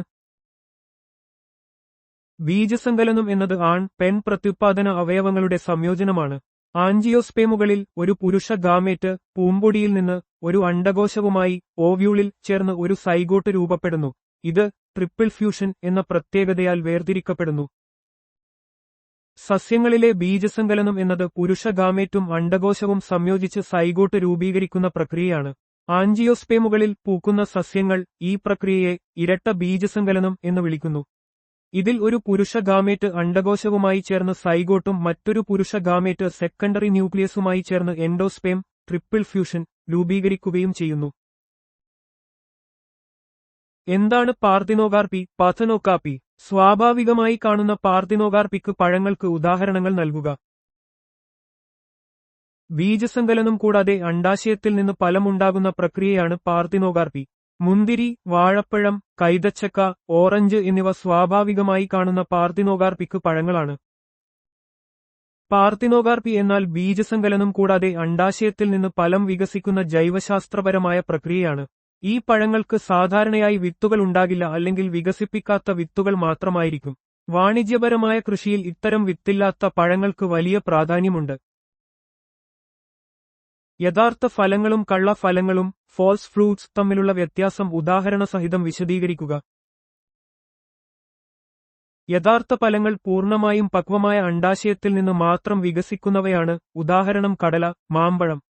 എന്നാൽ കള്ള ഫലങ്ങൾ അല്ലെങ്കിൽ വ്യാജ ഫലങ്ങൾ തലാമസ് അല്ലെങ്കിൽ ഇഗ്ലുകൾ പോലുള്ള മറ്റു പൂക്കളുടെ ഭാഗങ്ങൾ ഉൾക്കൊള്ളിച്ച് രൂപപ്പെടുന്നവയാണ്, ഉദാഹരണം ആപ്പിൾ, പിയർ. സസ്യശാസ്ത്രത്തിൽ ഫലങ്ങൾ അവയുടെ ഉത്ഭവത്തെ അടിസ്ഥാനമാക്കി തരംതിരിക്കുന്നു. അണ്ഡാശയത്തിൽ നിന്നു മാത്രം രൂപപ്പെടുന്നവ യഥാർത്ഥ ഫലങ്ങളാണ്. എന്നാൽ പൂഞ്ഞെട്ട്, തലാമസ് അല്ലെങ്കിൽ പൂങ്കുല പോലുള്ള മറ്റു ഭാഗങ്ങളിൽ നിന്ന് വികസിക്കുന്നവ കള്ളഫലങ്ങൾ എന്നറിയപ്പെടുന്നു. അവയുടെ വികാസപരമായ ഉത്ഭവത്തെ അടിസ്ഥാനമാക്കി ഫലങ്ങളെ പ്രധാനമായും എത്ര തരങ്ങളായി തിരിക്കാം? അവ ഏതെല്ലാം? ലളിത ഫലങ്ങൾ, സിംപിൾ ഫ്രൂട്ട്, സംയോജിത ഫലങ്ങൾ, അഗ്രഗേറ്റ് ഫ്രൂട്ട്, സമ്മിശ്ര ഫലങ്ങൾ, കോമ്പോസൈറ്റ് ഫ്രൂട്ട് എന്നിങ്ങനെ 3 പ്രധാന തരങ്ങളായി തിരിക്കാം. ഫലങ്ങളുടെ രൂപീകരണ പ്രക്രിയയുടെ അടിസ്ഥാനത്തിൽ അവയെ 3ആയി തരംതിരിച്ചിരിക്കുന്നു. ഒരൊറ്റ അണ്ഡാശയത്തിൽ നിന്ന് ലളിത ഫലങ്ങളും, ഒരു പൂവിലെ വ്യത്യസ്ത അണ്ഡാശയങ്ങളിൽ നിന്ന് സംയോജിത ഫലങ്ങളും, ഒരു കൂട്ടം പൂക്കളിൽ നിന്ന് സമ്മിശ്ര ഫലങ്ങളും രൂപപ്പെടുന്നു. സാധാരണയായി കാണുന്ന ചില പഴങ്ങളുടെ പ്രധാന ഭക്ഷ്യയോഗ്യമായ ഭാഗം ഏതെന്ന് തിരിച്ചറിയുക. മാങ്ങ, മാംസളമായ mesocarp, fleshy mesocarp. Apple, pear, മാംസളമായ തലാമസ്, ഫ്ലഷി തലമസ്. വാഴപ്പഴം, മസ്ക്മെലൺ, മീസോകാർപ്പും എൻഡോകാർപ്പും, മെസോകാർപ്പൻ എൻഡോകാർപ്പ്. തേങ്ങ, ഗോതമ്പ്, ചോളം, എൻഡോസ്പേം ആൻഡ് ഭ്രൂണം, endosperm and embryo. Litchi, aril, aril. Orange, നാരങ്ങ, എൻഡോകാർപ്പിക്കിന്റെ മാംസളമായ നാരുകൾ, എൻഡോകാർപ്പിക് ജ്യൂസി ഹെയർ. മാതളനാരങ്ങ, മാംസളമായ ടെസ്റ്റ, ജ്യൂസി ടെസ്റ്റ്. വിവിധ പഴങ്ങളിൽ നാം കഴിക്കുന്ന ഭാഗങ്ങൾ വ്യത്യസ്തമാണ്. ഉദാഹരണത്തിന് മാമ്പഴത്തിലെ മീസോകാർപ്പും ആപ്പിളിലെ തലാമസുമാണ് ഭക്ഷ്യയോഗ്യം. ഫലത്തിന്റെ രൂപീകരണത്തിൽ ഏതു ഭാഗമാണ് പ്രധാനമായും ഉൾപ്പെട്ടിരിക്കുന്നത് എന്നതിനെ ആശ്രയിച്ചാണ് ഇത് വ്യത്യാസപ്പെടുന്നത്. സസ്യകലകളെ പ്ലാന്റ് ടിഷ്യൂ നിർവചിക്കുകയും മെരിസ്റ്റമാറ്റിക് കലകളുടെ മെരിസ്റ്റമാറ്റിക് ടിഷ്യൂസ് സവിശേഷതകൾ വിവരിക്കുകയും ചെയ്യുക. സമാനമായ ഉത്ഭവവും പ്രവർത്തനവുമുള്ള കോശങ്ങളുടെ ഒരു കൂട്ടത്തെയാണ് സസ്യകല എന്ന് പറയുന്നത്. സസ്യങ്ങളുടെ വളരുന്ന ഭാഗങ്ങളിൽ കാണപ്പെടുന്ന മെരിസ്റ്റമാറ്റിക് കലകളെ തുടർച്ചയായ കോശവിഭജനം, നേർത്ത കോശഭിത്തികൾ, സാന്ദ്രമായ കോശദ്രവ്യം, വലിയ മർമ്മം, ചെറിയ വാക്യൂളുകൾ, കോശാന്തര സ്ഥലങ്ങളുടെ അഭാവം എന്നിവയാൽ വേർതിരിക്കുന്നു. സസ്യകലകൾ സസ്യങ്ങളുടെ ശരീരഘടനയുടെ അടിസ്ഥാന ഘടകങ്ങളാണ്. മെരിസ്റ്റമാറ്റിക് കലകൾ സസ്യങ്ങളുടെ വളർച്ചയ്ക്ക് അത്യന്താപേക്ഷിതമാണ്, കാരണം അവ തുടർച്ചയായി പുതിയ കോശങ്ങളെ ഉത്പാദിപ്പിക്കുന്നു. ഇവ സസ്യങ്ങളുടെ നീളത്തിലും കനത്തിലുമുള്ള വളർച്ചയ്ക്ക് സഹായിക്കുന്നു. സസ്യങ്ങളിലെ സ്ഥാനത്തെ അടിസ്ഥാനമാക്കി മെരിസ്റ്റമാറ്റിക് കലകളുടെ 3 പ്രധാന തരങ്ങൾ പേരെടുത്ത് പറയുകയും അവയെക്കുറിച്ച് സംക്ഷിപ്തമായി വിശദീകരിക്കുകയും ചെയ്യുക. അഗ്രമെരിസ്റ്റം, ആപ്പക്കൽ മെരിസ്റ്റം തണ്ടിന്റെയും വേരിന്റെയും അറ്റത്ത് കാണപ്പെടുന്നു, നീളം കൂട്ടുന്നു.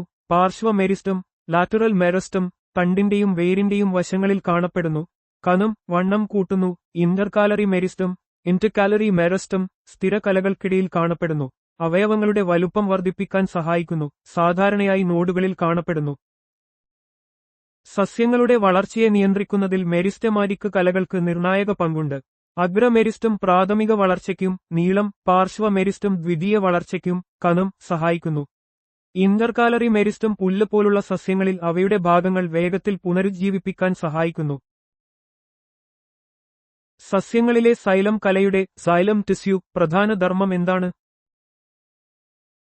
ജലസംവഹന കല എന്നും അറിയപ്പെടുന്ന സൈലം കലയുടെ പ്രാഥമിക ധർമ്മം വേരുകൾ ആഗിരണം ചെയ്യുന്ന വെള്ളവും ധാതു ലവണങ്ങളും സസ്യത്തിന്റെ വിവിധ ഭാഗങ്ങളിലേക്ക് എത്തിക്കുക എന്നതാണ്. സൈലം സസ്യങ്ങളിലെ പ്രധാന സംവഹന കലയാണ്. ഇത് മണ്ണിന്റെ അടിയിൽ നിന്ന് വെള്ളവും പോഷകങ്ങളും സസ്യത്തിന്റെ മുകൾ ഭാഗങ്ങളിലേക്ക് എത്തിക്കുന്നു. കൂടാതെ സസ്യത്തിന് ഘടനാപരമായ പിന്തുണ നൽകുന്നതിലും സൈലം ഒരു പ്രധാന പങ്ക് വഹിക്കുന്നു. സസ്യങ്ങളുടെ സൈലം കലകൾ പരിശോധിച്ച് അവയുടെ പ്രായം നിർണ്ണയിക്കാൻ ഉപയോഗിക്കുന്ന രീതി ഏതാണ്? സൈലം കലകൾ ഉൽപ്പാദിപ്പിക്കുന്ന വാർഷിക വലയങ്ങൾ, ആനുവൽ റിംഗ്സ് എന്നീ സസ്യത്തിന്റെ പ്രായം കണക്കാക്കുന്ന രീതിയാണ് ഡെൻഡ്രോക്രോണോളജി. ഡെൻഡ്രോക്രോണോളജി എന്നത് മരങ്ങളുടെ വാർഷിക വലയങ്ങൾ വിശകലനം ചെയ്ത് പ്രായം നിർണ്ണയിക്കുന്ന ശാസ്ത്രീയ പഠനമാണ്. ഇത് സസ്യങ്ങളുടെ പ്രായം മാത്രമല്ല, മുൻകാല കാലാവസ്ഥാ മാറ്റങ്ങളും പാരിസ്ഥിതിക സാഹചര്യങ്ങളും മനസ്സിലാക്കാനും സഹായിക്കുന്നു. സസ്യങ്ങളിലെ ഫ്ലോയം കലയുടെ ഫ്ലോയം ടിഷ്യൂ പ്രധാന ധർമ്മം എന്താണ്? സസ്യങ്ങളിലെ ഫ്ലോയം കലയുടെ പ്രാഥമിക ധർമ്മം സസ്യത്തിന്റെ പച്ചഭാഗങ്ങളിൽ ഉദാഹരണം ഇലകൾ ഉൽപ്പാദിപ്പിക്കുന്ന ഭക്ഷണം പഞ്ചസാര വളർച്ചയ്ക്കോ സംഭരണത്തിനോ ആവശ്യമുള്ള മറ്റു ഭാഗങ്ങളിലേക്ക് എത്തിക്കുക എന്നതാണ്. ഫ്ലോയം സസ്യങ്ങളിലെ മറ്റൊരു പ്രധാന സംവഹന കലയാണ്. ഇത് പ്രകാശസംശ്ലേഷണത്തിലൂടെ ഇലകളിൽ ഉൽപ്പാദിപ്പിക്കുന്ന ഗ്ലൂക്കോസ് പോലുള്ള പോഷകങ്ങളെ സസ്യത്തിന്റെ മറ്റു ഭാഗങ്ങളിലേക്ക്, പ്രത്യേകിച്ച് വേരുകൾ, പൂക്കൾ, ഫലങ്ങൾ എന്നിവയിലേക്ക് വിതരണം ചെയ്യുന്നു. സസ്യങ്ങളിലെ പ്രത്യേക കലകൾ സ്പെഷ്യൽ ടിഷ്യൂസ് നിർവഹിക്കുന്ന ചില ധർമ്മങ്ങൾക്ക് ഉദാഹരണങ്ങൾ നൽകുക. കറ, ഗം, റെസിൻ, റെസൻസ്, എണ്ണ, ഓയിൽ, ലാറ്റക്സ്, ലേറ്റാക്സ് എന്നിവയുടെ ശ്രവണം പോലുള്ള ധർമ്മങ്ങൾ പ്രത്യേക കലകൾ നിർവഹിക്കുന്നു. സസ്യങ്ങളിലെ പ്രത്യേക കലകൾ മെറ്റാബോളിക് ഉൽപ്പന്നങ്ങളായ കറ, റെസിൻ, എണ്ണ, ലാറ്റക്സ് എന്നിവ ഉത്പാദിപ്പിക്കുകയും സംഭരിക്കുകയും ചെയ്യുന്നു. ഈ സ്രവങ്ങൾ സസ്യങ്ങളെ കീടങ്ങളിൽ നിന്നും രോഗങ്ങളിൽ നിന്നും സംരക്ഷിക്കാനും ചിലപ്പോൾ വിത്ത് വിതരണം ചെയ്യാനും സഹായിക്കുന്നു. ഇന്ത്യയിൽ പ്രവാസി ഭാരതീയ ദിനം NRI ദിനം എന്നാണ് ആചരിക്കുന്നത്. ജനുവരി 9. 1915 മഹാത്മാഗാന്ധി ദക്ഷിണാഫ്രിക്കയിൽ നിന്ന് ഇന്ത്യയിലേക്ക് മടങ്ങിയെത്തിയതിനെ അനുസ്മരിച്ചുകൊണ്ടാണ് എല്ലാ വർഷവും ജനുവരി 9 പ്രവാസി ഭാരതീയ ദിനം ആചരിക്കുന്നത്. ഇന്ത്യയുടെ വികസനത്തിൽ പ്രവാസി ഇന്ത്യൻ സമൂഹത്തിന്റെ സംഭാവനകളെ ഇത് ഉയർത്തിക്കാട്ടുന്നു. ഇന്ത്യയിൽ ദേശീയ യുവജന ദിനം എന്നാണ് ആഘോഷിക്കുന്നത്. ജനുവരി 12. സ്വാമി വിവേകാനന്ദന്റെ ജന്മവാർഷികം പ്രമാണിച്ച് ജനുവരി 12 ദേശീയ യുവജന ദിനം ആഘോഷിക്കുന്നത്. വിവേകാനന്ദന്റെ ആശയങ്ങൾ ഉൾക്കൊണ്ട് രാഷ്ട്രനിർമ്മാണത്തിൽ സംഭാവന നൽകാൻ യുവാക്കളെ പ്രോത്സാഹിപ്പിക്കുകയാണ് ഈ ദിനം ലക്ഷ്യമിടുന്നത്. ഇന്ത്യൻ കരസേനാ ദിനം എന്നാണ് ആഘോഷിക്കുന്നത്. ജനുവരി 15. 1949 ജനറൽ സർ ഫ്രാൻസിസ് ബുച്ചറിൽ നിന്ന് field marshal KM Cariappa Indian സൈന്യത്തിന്റെ ആദ്യത്തെ കമാൻഡർ ഇൻ ചീഫ് ആയി ചുമതലയേറ്റതിന്റെ ഓർമ്മയ്ക്കായി എല്ലാ വർഷവും ജനുവരി 15 ഇന്ത്യൻ കരസേനാ ദിനം ആഘോഷിക്കുന്നത്. രാജ്യത്തിലെ ധീരരായ സൈനികരെ ഈ ദിനം ആദരിക്കുന്നു. ഇന്ത്യയിൽ ദേശീയ ബാലികാ ദിനം എന്നാണ് ആചരിക്കുന്നത്. ജനുവരി 24. പെൺകുട്ടികളുടെ അവകാശങ്ങളെക്കുറിച്ച് അവബോധം വളർത്തുന്നതിനും ഇന്ത്യൻ സമൂഹത്തിൽ പെൺകുട്ടികൾ നേരിടുന്ന അസമത്വങ്ങൾ ഉയർത്തിക്കാട്ടുന്നതിനുമായി ജനുവരി 24 ദേശീയ ബാലികാ ദിനം ആഘോഷിക്കുന്നത്. അവരുടെ വിദ്യാഭ്യാസം, ആരോഗ്യം, പോഷകാഹാരം എന്നിവയുടെ പ്രാധാന്യം ഈ ദിനം ഊന്നിപ്പറയുന്നു. ഇന്ത്യയിൽ ദേശീയ സമ്മതിദായക ദിനം എന്നാണ് ആഘോഷിക്കുന്നത്. ജനുവരി 25. 1950 ഇന്ത്യൻ തിരഞ്ഞെടുപ്പ് കമ്മീഷൻ സ്ഥാപിതമായതിന്റെ സ്മരണാർത്ഥം ജനുവരി 25 ദേശീയ സമ്മതിദായക ദിനം ആഘോഷിക്കുന്നത്. തിരഞ്ഞെടുപ്പ് പ്രക്രിയയിൽ പങ്കെടുക്കാനും വോട്ടവകാശം വിനിയോഗിക്കാനും യുവ വോട്ടർമാരെ പ്രോത്സാഹിപ്പിക്കുക എന്നതാണ് ഇതിന്റെ പ്രധാന ലക്ഷ്യം. ഇന്ത്യയിൽ ദേശീയ ടൂറിസം ദിനം എന്നാണ് ആഘോഷിക്കുന്നത്. ജനുവരി 25. രാജ്യത്തിന്റെ സമ്പദ്വ്യവസ്ഥയ്ക്കും സാംസ്കാരിക പൈതൃകത്തിനും ടൂറിസത്തിന്റെ പ്രാധാന്യത്തെക്കുറിച്ച് അവബോധം വളർത്തുന്നതിനായി ജനുവരി 25 ഇന്ത്യയിൽ ദേശീയ ടൂറിസം ദിനം ആചരിക്കുന്നത്. ഇത് സുസ്ഥിരമായ ടൂറിസം രീതികളെ പ്രോത്സാഹിപ്പിക്കുകയും വൈവിധ്യമാർന്ന ടൂറിസ്റ്റ് കേന്ദ്രങ്ങളെ ഉയർത്തിക്കാട്ടുകയും ചെയ്യുന്നു. ഇന്ത്യയിൽ റിപ്പബ്ലിക് ദിനം എപ്പോഴാണ് ആഘോഷിക്കുന്നത്? ജനുവരി 26. 1950 ജനുവരി 26 ഇന്ത്യൻ ഭരണഘടന നിലവിൽ വന്നത്. ഇന്ത്യ ഒരു പരമാധികാര സോഷ്യലിസ്റ്റ് മതേതര ജനാധിപത്യ റിപ്പബ്ലിക്കായി മാറിയതിന്റെ സ്മരണാർത്ഥമാണ് ഈ ദിനം ദേശീയ അവധിയായി ആചരിക്കുന്നത്. ഡൽഹിയിൽ നടക്കുന്ന പരേഡും മറ്റ് ആഘോഷങ്ങളും ഇതിന്റെ പ്രധാന സവിശേഷതകളാണ്. ഇന്ത്യയിൽ രക്തസാക്ഷി ദിനം, ഷഹീദ് ദിവസ് എന്ന് ആചരിക്കുന്നു. ജനുവരി 30. മഹാത്മാഗാന്ധിയുടെ രക്തസാക്ഷിത്വത്തിന്റെ ഓർമ്മയ്ക്കായാണ് എല്ലാ വർഷവും ജനുവരി 30 രക്തസാക്ഷി ദിനമായി ആചരിക്കുന്നത്. രാഷ്ട്രത്തിനുവേണ്ടി ജീവൻ ത്യജിച്ചവരെയും ഈ ദിവസം സ്മരിക്കുന്നു. സായുധ സേനയിലെ ധീരരായ രക്തസാക്ഷികൾക്ക് ആദരാഞ്ജലികൾ അർപ്പിക്കാനും ഈ ദിവസം ഉപയോഗിക്കുന്നു. ഇന്ത്യയിൽ കേന്ദ്ര എക്സൈസ് ദിനം എന്ന് ആചരിക്കുന്നു. ഫെബ്രുവരി 24. 1944 ഫെബ്രുവരി 24 നിലവിൽ വന്ന സെൻട്രൽ എക്സൈസ് ആൻഡ് സാൾട്ട് ആക്ടിന്റെ ഓർമ്മയ്ക്കായാണ് ഈ ദിനം ആചരിക്കുന്നത്. രാജ്യത്തിന്റെ വ്യാവസായിക വളർച്ചയിൽ കേന്ദ്ര എക്സൈസ് വകുപ്പിന്റെ സംഭാവനകളെ ഇത് എടുത്തു കാണിക്കുന്നു. നികുതി തട്ടിപ്പുകൾ തടയുന്നതിനും വരുമാനം വർദ്ധിപ്പിക്കുന്നതിനും ഈ വകുപ്പ് പ്രധാന പങ്ക് വഹിക്കുന്നു. ഇന്ത്യയിൽ ദേശീയ ശാസ്ത്രദിനം എന്ന് ആഘോഷിക്കുന്നു. ഫെബ്രുവരി 28. Indian ഭൗതികശാസ്ത്രജ്ഞനായ CV.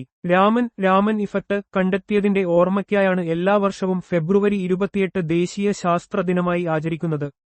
ശാസ്ത്രീയ അവബോധം വളർത്തുന്നതിനും ശാസ്ത്രത്തിന്റെ പ്രാധാന്യം ജനങ്ങളിലേക്ക് എത്തിക്കുന്നതിനും ഈ ദിനം സഹായിക്കുന്നു. യുവതലമുറയിൽ ശാസ്ത്ര താൽപര്യം വളർത്തുക എന്നതും ഇതിന്റെ ലക്ഷ്യമാണ്. ഇന്ത്യയിൽ ദേശീയ പ്രതിരോധ ദിനം എന്ന് ആചരിക്കുന്നു. മാർച്ച് 3. 1971 ഇൻഡോ-പാക് യുദ്ധത്തിൽ ഇന്ത്യ നേടിയ വിജയത്തിന്റെ സ്മരണാർത്ഥമാണ് ദേശീയ പ്രതിരോധ ദിനം ആചരിക്കുന്നത്. രാജ്യത്തിന്റെ പ്രതിരോധ മേഖലയിലെ ധീരമായ പോരാട്ടങ്ങളെയും സൈനികരുടെ ത്യാഗങ്ങളെയും ഈ ദിനം അനുസ്മരിക്കുന്നു. സായുധ സേനയുടെ കരുത്തും അർപ്പണബോധവും ഉയർത്തിക്കാട്ടുന്ന ഒരു ദിവസമാണിത്. ഇന്ത്യയിൽ ദേശീയ സുരക്ഷാ ദിനം എന്ന് ആചരിക്കുന്നു. മാർച്ച് 4. ദേശീയ സുരക്ഷാ കൗൺസിൽ രൂപീകരിച്ചതിന്റെ ഓർമ്മയ്ക്കായി എല്ലാ വർഷവും മാർച്ച് 4 ദേശീയ സുരക്ഷാ ദിനമായി ആചരിക്കുന്നു. വിവിധ മേഖലകളിലെ സുരക്ഷാ നടപടികളെക്കുറിച്ച് അവബോധം സൃഷ്ടിക്കുക എന്നതാണ് ഈ ദിനത്തിന്റെ പ്രധാന ലക്ഷ്യം. ജോലിസ്ഥലത്തും പൊതുവിടങ്ങളിലുമുള്ള അപകടങ്ങൾ ഒഴിവാക്കാനുള്ള മാർഗങ്ങളെക്കുറിച്ച് ഇത് ഓർമ്മിപ്പിക്കുന്നു. കേന്ദ്ര വ്യവസായ സുരക്ഷാ സേന CISF സ്ഥാപക ദിനം എന്ന് ആഘോഷിക്കുന്നു. മാർച്ച് 12. 1969 മാർച്ച് 10 പാർലമെന്റ് നിയമപ്രകാരം രൂപീകൃതമായ കേന്ദ്ര വ്യവസായ സുരക്ഷാ സേനയുടെ CISF സ്ഥാപക ദിനം മാർച്ച് 12 ആഘോഷിക്കുന്നത്. രാജ്യത്തെ സുപ്രധാന വ്യവസായ സ്ഥാപനങ്ങൾ, വിമാനത്താവളങ്ങൾ, സർക്കാർ കെട്ടിടങ്ങൾ എന്നിവയുടെ സുരക്ഷ ഉറപ്പാക്കുന്നതിൽ CISF നിർണായക പങ്ക് വഹിക്കുന്നു. രാജ്യത്തിന്റെ ആന്തരിക സുരക്ഷ ശക്തിപ്പെടുത്തുന്നതിൽ ഇവരുടെ പങ്ക് വലുതാണ്. ഇന്ത്യയിൽ ഓർഡിനൻസ് ഫാക്ടറീസ് ദിനം എന്ന് ആഘോഷിക്കുന്നു. മാർച്ച് 18.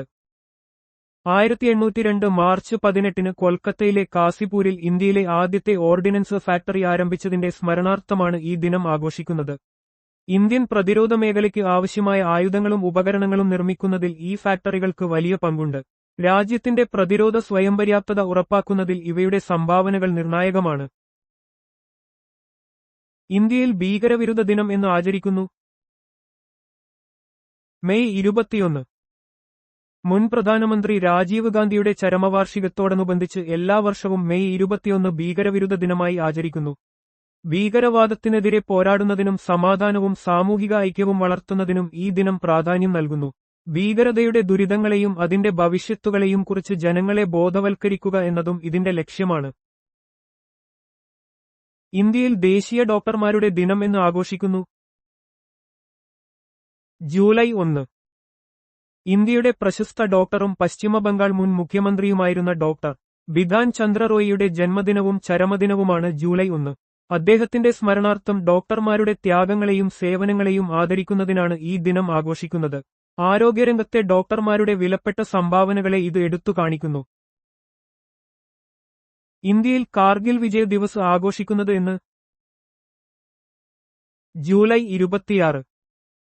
കാർഗിൽ യുദ്ധത്തിൽ ഇന്ത്യ നേടിയ വിജയത്തെയും സൈനികരുടെ ത്യാഗങ്ങളെയും സ്മരിക്കുന്ന ദിനമാണിത്. 1999 കാർഗിൽ യുദ്ധത്തിൽ ഇന്ത്യ വിജയം പ്രഖ്യാപിച്ചതിന്റെ ഓർമ്മയ്ക്കായാണ് എല്ലാ വർഷവും ജൂലൈ 26 കാർഗിൽ വിജയ് ദിവസ് ആചരിക്കുന്നത്. ഇന്ത്യയിൽ സ്വാതന്ത്ര്യദിനം ആഘോഷിക്കുന്നത് എന്ന്. ഓഗസ്റ്റ് 15. ബ്രിട്ടീഷ് ഭരണത്തിൽ നിന്ന് ഇന്ത്യ സ്വാതന്ത്ര്യം നേടിയതിന്റെ ഓർമ്മയ്ക്കായി എല്ലാ വർഷവും ഓഗസ്റ്റ് 15 സ്വാതന്ത്ര്യദിനം ആഘോഷിക്കുന്നു.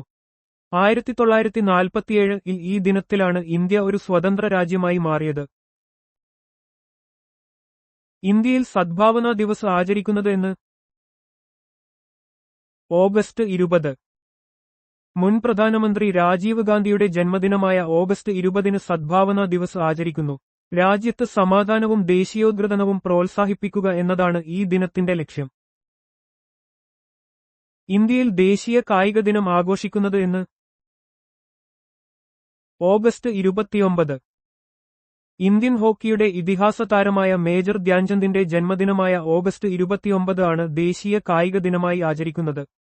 കായികരംഗത്തെ അദ്ദേഹത്തിന്റെ സംഭാവനകളെ സ്മരിക്കുന്നതിനും കായിക സംസ്കാരം പ്രോത്സാഹിപ്പിക്കുന്നതിനും ഈ ദിനം പ്രാധാന്യമർഹിക്കുന്നു. ഇന്ത്യയിൽ അധ്യാപക ദിനം ആഘോഷിക്കുന്നത് എന്ന്. സെപ്റ്റംബർ 5. മുൻ രാഷ്ട്രപതിയും മഹാനായ അധ്യാപകനുമായിരുന്ന ഡോക്ടർ സർവേപ്പള്ളി രാധാകൃഷ്ണന്റെ ജന്മദിനമായ സെപ്റ്റംബർ 5 ആണ് ഇന്ത്യയിൽ അധ്യാപക ദിനമായി ആചരിക്കുന്നത്. അദ്ദേഹത്തിന്റെ സ്മരണാർത്ഥം ഗുരുക്കന്മാരെ ആദരിക്കുന്നതിനുള്ള ഒരു ദിനമാണിത്. ഇന്ത്യയിൽ ഹിന്ദി ദിനം ആഘോഷിക്കുന്നത് എന്ന്. സെപ്റ്റംബർ 14. 1949 സെപ്റ്റംബർ 14 ഹിന്ദി ഇന്ത്യയുടെ ഔദ്യോഗിക ഭാഷയായി അംഗീകരിച്ചതിന്റെ ഓർമ്മയ്ക്കായി ഈ ദിനം ആഘോഷിക്കുന്നു. ഹിന്ദി ഭാഷയുടെ പ്രാധാന്യം ജനങ്ങളിൽ എത്തിക്കുക എന്നതാണ് ഈ ദിനത്തിന്റെ പ്രധാന ലക്ഷ്യം. ഇന്ത്യയിൽ എഞ്ചിനീയേഴ്സ് ദിനം ആഘോഷിക്കുന്നത് എന്ന്. സെപ്റ്റംബർ 15. പ്രശസ്തനായ എഞ്ചിനീയറും ഭാരതരത്ന ജേതാവുമായ മോക്ഷഗുണ്ടം വിശ്വേശ്വരയ്യയുടെ ജന്മദിനമായ സെപ്റ്റംബർ 15 ആണ് എഞ്ചിനീയേഴ്സ് ദിനമായി ആചരിക്കുന്നത്. രാജ്യത്തിന്റെ വികസനത്തിൽ എഞ്ചിനീയർമാർ നൽകുന്ന സംഭാവനകളെ ഈ ദിനം ഓർമ്മിപ്പിക്കുന്നു. ഇന്ത്യയിൽ ഗാന്ധി ജയന്തി ആഘോഷിക്കുന്നത് എന്ന്. ഒക്ടോബർ 2. രാഷ്ട്രപിതാവ് മഹാത്മാഗാന്ധിയുടെ ജന്മദിനമായ ഒക്ടോബർ 2 ഗാന്ധി ജയന്തിയായി ആചരിക്കുന്നു. അദ്ദേഹത്തിന്റെ അഹിംസാ സിദ്ധാന്തങ്ങളെയും സ്വാതന്ത്ര്യ സമരത്തിന് നൽകിയ സംഭാവനകളെയും സ്മരിക്കുന്ന ദിനമാണിത്. ഇന്ത്യയിൽ ദേശീയ ഐക്യദാർഢ്യ ദിനം ആചരിക്കുന്നത് എന്ന്. ഒക്ടോബർ 20. 1962 ഇന്ത്യ ചൈന യുദ്ധം ആരംഭിച്ച ദിവസമായ ഒക്ടോബർ 20 ദേശീയ ഐക്യദാർഢ്യ ദിനമായി ആചരിക്കുന്നു. രാജ്യത്തിന്റെ ഐക്യവും അഖണ്ഡതയും സംരക്ഷിക്കുന്നതിൽ സൈന്യം നൽകുന്ന സംഭാവനകളെയും ത്യാഗങ്ങളെയും ഈ ദിനം സ്മരിക്കുന്നു. ഇന്ത്യയിൽ ദേശീയ നിയമദിനം, ഭരണഘടനാ ദിനം ആഘോഷിക്കുന്നത് എന്ന്. നവംബർ 26. 1949 നവംബർ 26 ഇന്ത്യൻ ഭരണഘടനാ അസംബ്ലി ഇന്ത്യൻ ഭരണഘടന അംഗീകരിച്ചതിന്റെ ഓർമ്മയ്ക്കായി ഈ ദിനം ഭരണഘടനാ ദിനമായി ആചരിക്കുന്നു. ഇന്ത്യൻ ഭരണഘടനയുടെ പ്രാധാന്യം ജനങ്ങളിലേക്ക് എത്തിക്കുകയും ഭരണഘടനാ മൂല്യങ്ങൾ പ്രോത്സാഹിപ്പിക്കുകയും ചെയ്യുക എന്നതാണ് ഇതിന്റെ ലക്ഷ്യം. ഇന്ത്യയിൽ ദേശീയ മലിനീകരണ നിയന്ത്രണ ദിനം എന്നാണ് ആചരിക്കുന്നത്. ഡിസംബർ 2. ഭോപ്പാൽ വാതക ദുരന്തത്തിന്റെ സ്മരണാർത്ഥമാണ് എല്ലാ വർഷവും ഡിസംബർ 2 ദേശീയ മലിനീകരണ നിയന്ത്രണ ദിനം ആചരിക്കുന്നത്. വ്യാവസായിക ദുരന്തങ്ങളെയും പരിസ്ഥിതി മലിനീകരണത്തെയും കുറിച്ചുള്ള അവബോധം വളർത്തുകയാണ് ഈ ദിനത്തിന്റെ ലക്ഷ്യം. ഇന്ത്യയിൽ നാവികസേനാ ദിനം എന്നാണ് ആഘോഷിക്കുന്നത്. ഡിസംബർ 4. 1971 ഇന്ത്യ പാകിസ്ഥാൻ യുദ്ധത്തിൽ ഇന്ത്യൻ നാവികസേന നടത്തിയ ഓപ്പറേഷൻ ട്രൈഡന്റിന്റെ വിജയത്തെ അനുസ്മരിച്ചാണ് എല്ലാ വർഷവും ഡിസംബർ 4 നാവികസേനാ ദിനം ആഘോഷിക്കുന്നത്. ഈ ദിവസം ഇന്ത്യൻ നാവികസേനയുടെ ധീരയും ത്യാഗങ്ങളും സ്മരിക്കപ്പെടുന്നു. ഇന്ത്യയിൽ കിസാൻ ദിവസ് കർഷക ദിനം എന്നാണ് ആഘോഷിക്കുന്നത്. ഡിസംബർ 23. ഇന്ത്യയുടെ 5ാമത്തെ പ്രധാനമന്ത്രിയായിരുന്ന ചൌധരി ചരൺ സിംഗിന്റെ ജന്മദിനമായ ഡിസംബർ 23 ആണ് ഇന്ത്യയിൽ കർഷക ദിനമായി കിസാൻ ദിവസ് ആചരിക്കുന്നത്. രാജ്യത്തിന്റെ ഭക്ഷ്യസുരക്ഷ ഉറപ്പാക്കുന്നതിൽ കർഷകർ വഹിക്കുന്ന നിർണായക പങ്ക് ഈ ദിനം ഓർമ്മിപ്പിക്കുന്നു. ചരിത്രപരമായി പാലക്കാട് എന്ന് അറിയപ്പെട്ടിരുന്ന നഗരത്തിന്റെ നിലവിലെ ഔദ്യോഗിക പേര് എന്താണ്? പാലക്കാട്. കേരളത്തിലെ ഒരു പ്രധാന നഗരമായ പാലക്കാട് ബ്രിട്ടീഷ് ഭരണകാലത്ത് പാൽഘാട്ട് എന്നറിയപ്പെട്ടിരുന്നു. ഈ പേരുമാറ്റം പ്രാദേശികമായ ഉച്ചാരണത്തിനും സ്വത്വത്തിനും പ്രാധാന്യം നൽകുന്നു. തൃശൂർ നഗരം ഇന്ന് ഔദ്യോഗികമായി ഏതു പേരിലാണ് അറിയപ്പെടുന്നത്? തൃശൂർ. കേരളത്തിന്റെ സാംസ്കാരിക തലസ്ഥാനമായി അറിയപ്പെടുന്ന തൃശൂർ, തൃച്ചൂർ എന്ന ബ്രിട്ടീഷ് കാലഘട്ടത്തിലെ പേര് മാറ്റി ഔദ്യോഗികമായി തൃശൂർ എന്ന് പുനർനാമകരണം ചെയ്യപ്പെട്ടു. ഈ നഗരം തൃശൂർ പൂരം പോലുള്ള സാംസ്കാരിക ഉത്സവങ്ങൾക്ക് പേരുകേട്ടതാണ്. ചരിത്രപരമായി കണ്ണൂർ എന്ന് അറിയപ്പെട്ടിരുന്ന നഗരം ഇപ്പോൾ ഔദ്യോഗികമായി ഏതു പേരിലാണ് അറിയപ്പെടുന്നത്? കണ്ണൂർ. കണ്ണൂർ എന്നത് കേരളത്തിലെ ഒരു പ്രധാന നഗരമാണ്. 1970 കേരള സർക്കാർ കണ്ണൂർ എന്ന പേര് ഔദ്യോഗികമായി അംഗീകരിച്ചു. പ്രാദേശിക ചരിത്രത്തിലും സംസ്കാരത്തിലും ഈ നഗരത്തിന് വലിയ പ്രാധാന്യമുണ്ട്. പുരാതന ഇന്ത്യൻ നഗരമായ അയോധ്യ ഏതു പേരിലാണ് അറിയപ്പെട്ടിരുന്നത്? സാകേത്. ഉത്തർപ്രദേശിലെ അയോധ്യ എന്ന പുരാതന നഗരം സാകേത് എന്ന പേരിലും അറിയപ്പെട്ടിരുന്നു. ഇത് രാമായണവുമായി ബന്ധപ്പെട്ട ഒരു പ്രധാന സ്ഥലമാണ്. പല പുരാതന ഗ്രന്ഥങ്ങളിലും ഈ നഗരത്തെക്കുറിച്ച് പരാമർശങ്ങളുണ്ട്. മുൻപ് ഉമ്രാവതി എന്ന് അറിയപ്പെട്ടിരുന്ന നഗരത്തിന്റെ ഇപ്പോഴത്തെ ഔദ്യോഗിക പേരെന്താണ്? അമരാവതി. മഹാരാഷ്ട്രയിലെ അമരാവതി നഗരം മുൻപ് ഉമ്രാവതി എന്ന പേരിലാണ് അറിയപ്പെട്ടിരുന്നത്. 19-ാം നൂറ്റാണ്ടിന്റെ അവസാനത്തിൽ ഔദ്യോഗിക രേഖകളിൽ ഈ പേര് മാറ്റം വരുത്തി. വിദ്യാഭ്യാസം, വാണിജ്യം എന്നീ മേഖലകളിൽ ഈ നഗരം പ്രാധാന്യമർഹിക്കുന്നു. തഞ്ചൂർ നഗരം ഇപ്പോൾ ഔദ്യോഗികമായി ഏതു പേരിലാണ് അറിയപ്പെടുന്നത്? തഞ്ചാവൂർ. തമിഴ്നാട്ടിലെ തഞ്ചാവൂർ നഗരം കലയ്ക്കും സംസ്കാരത്തിനും പേരുകേട്ടതാണ്. തഞ്ചൂർ എന്ന പഴയ പേര് മാറ്റി തഞ്ചാവൂർ എന്ന് ഔദ്യോഗികമായി പുനർനാമകരണം ചെയ്തു. ചോള രാജവംശത്തിന്റെ തലസ്ഥാനം എന്ന നിലയിൽ ഈ നഗരത്തിന് ചരിത്രപരമായ പ്രാധാന്യമുണ്ട്. ചരിത്രപരമായി ലക്നൗ എന്ന് അറിയപ്പെട്ടിരുന്ന നഗരത്തിന്റെ ആധുനിക ഔദ്യോഗിക പേരെന്താണ്? ലക്നൗ. ഉത്തർപ്രദേശിന്റെ തലസ്ഥാനമായ ലക്നൗ നഗരം അതിന്റെ ചരിത്രപരമായ പ്രാധാന്യത്തിനും സാംസ്കാരിക പാരമ്പര്യത്തിനും പേരുകേട്ടതാണ്. ലക്നൗ എന്ന പേര് ചരിത്രപരമായ രേഖകളിൽ വ്യത്യസ്ത രീതികളിൽ രേഖപ്പെടുത്തിയിട്ടുണ്ടെങ്കിലും നിലവിൽ ഇതേ പേരിൽ തന്നെയാണ് ഔദ്യോഗികമായി അറിയപ്പെടുന്നത്. സാധാരണയായി ട്രിച്ചി എന്ന് അറിയപ്പെടുന്ന നഗരം ഇപ്പോൾ ഔദ്യോഗികമായി ഏതു പേരിലാണ് അറിയപ്പെടുന്നത്? തിരുച്ചിറപ്പള്ളി. തമിഴ്നാട്ടിലെ ഒരു പ്രധാന നഗരമായ തിരുച്ചിറപ്പള്ളി പ്രാദേശികമായി ട്രിച്ചി എന്ന പേരിലാണ് അറിയപ്പെടുന്നത്. 1990കളിൽ സംസ്ഥാന സർക്കാർ പ്രാദേശിക ഉച്ചാരണത്തിനും പാരമ്പര്യത്തിനും അനുസൃതമായി നഗരത്തിന്റെ പേര് ഔദ്യോഗികമായി തിരുച്ചിറപ്പള്ളി എന്ന് മാറ്റി. കാവേരി നദിയുടെ തീരത്തുള്ള ഈ നഗരത്തിന് ചരിത്രപരവും സാംസ്കാരികവുമായ പ്രാധാന്യമുണ്ട്. ചരിത്രപരമായി ജയ്പൂർ എന്ന് അറിയപ്പെട്ടിരുന്ന നഗരം ഇപ്പോൾ ഔദ്യോഗികമായി ഏതു പേരിലാണ് അറിയപ്പെടുന്നത്? ജയ്പൂർ. രാജസ്ഥാന്റെ തലസ്ഥാനമായ ജയ്പൂർ പിങ്ക് സിറ്റി എന്നറിയപ്പെടുന്നു. 1727-ൽ മഹാരാജാ സവായ് ജയ് സിംഗ് രണ്ടാമനാണ് ഈ നഗരം സ്ഥാപിച്ചത്. ഔദ്യോഗിക രേഖകളിൽ ജയ്പൂർ എന്ന പേര് അതേപടി നിലനിർത്തുകയും അന്താരാഷ്ട്ര തലത്തിൽ ഈ നഗരം അറിയപ്പെടുകയും ചെയ്യുന്നു. മുൻപ് ഒറീസ എന്ന് അറിയപ്പെട്ടിരുന്ന ഇന്ത്യൻ സംസ്ഥാനത്തിന്റെ ഇപ്പോഴത്തെ ഔദ്യോഗിക പേരെന്താണ്? ഒഡീഷ. 2011-ൽ ഇന്ത്യൻ പാർലമെന്റ് പാസാക്കിയ ഭരണഘടനാ ഭേദഗതിയിലൂടെ ഒറീസ സംസ്ഥാനത്തിന്റെ പേര് ഒഡീഷ എന്ന് ഔദ്യോഗികമായി മാറ്റി. ഒറിയ ഭാഷയുടെ പേരും ഒഡിയ എന്ന് ഭേദഗതി ചെയ്തു. ഈ മാറ്റം സംസ്ഥാനത്തിന്റെ സാംസ്കാരിക സ്വത്വം എടുത്തു കാണിക്കുന്നതിനു വേണ്ടിയായിരുന്നു. പ്രശസ്തമായ ഊട്ടക്കാമുണ്ട് എന്ന ഹിൽ സ്റ്റേഷൻ ഇപ്പോൾ ഔദ്യോഗികമായി ഏതു പേരിലാണ് അറിയപ്പെടുന്നത്? ഊദകമണ്ഡലം. തമിഴ്നാട്ടിലെ നീലഗിരി കുന്നുകളിൽ സ്ഥിതി ചെയ്യുന്ന ഊദകമണ്ഡലം സാധാരണയായി ഊട്ടി എന്ന പേരിലാണ് അറിയപ്പെടുന്നത്. ഊട്ടക്കാമുണ്ട് എന്ന പഴയ പേരു മാറ്റി ഊദകമണ്ഡലം എന്ന് ഔദ്യോഗികമായി പുനർനാമകരണം ചെയ്തു. ഇതൊരു പ്രധാന വിനോദസഞ്ചാര കേന്ദ്രമാണ്. മുൻപ് പഞ്ചിം എന്ന് അറിയപ്പെട്ടിരുന്ന ഗോവയുടെ തലസ്ഥാനത്തിന്റെ ഇപ്പോഴത്തെ ഔദ്യോഗിക പേരെന്താണ്? പനാജി. ഗോവയുടെ തലസ്ഥാനമായ പനാജി മുൻപ് പഞ്ചിം എന്ന പേരിലാണ് അറിയപ്പെട്ടിരുന്നത്. 1980കളിൽ പോർച്ചുഗീസ് സ്വാധീനം കുറഞ്ഞതിനെ തുടർന്ന് ഈ പേര് മാറ്റം വരുത്തി. മാണ്ഡവി നദിയുടെ തീരത്തുള്ള ഈ നഗരം ഗോവയിലെ പ്രധാന വാണിജ്യ വിനോദസഞ്ചാര കേന്ദ്രമാണ്. വിജാഖ്പടം എന്ന് ചരിത്രപരമായി അറിയപ്പെട്ടിരുന്ന തുറമുഖ നഗരത്തിന്റെ ഇപ്പോഴത്തെ ഔദ്യോഗിക പേര് എന്താണ്?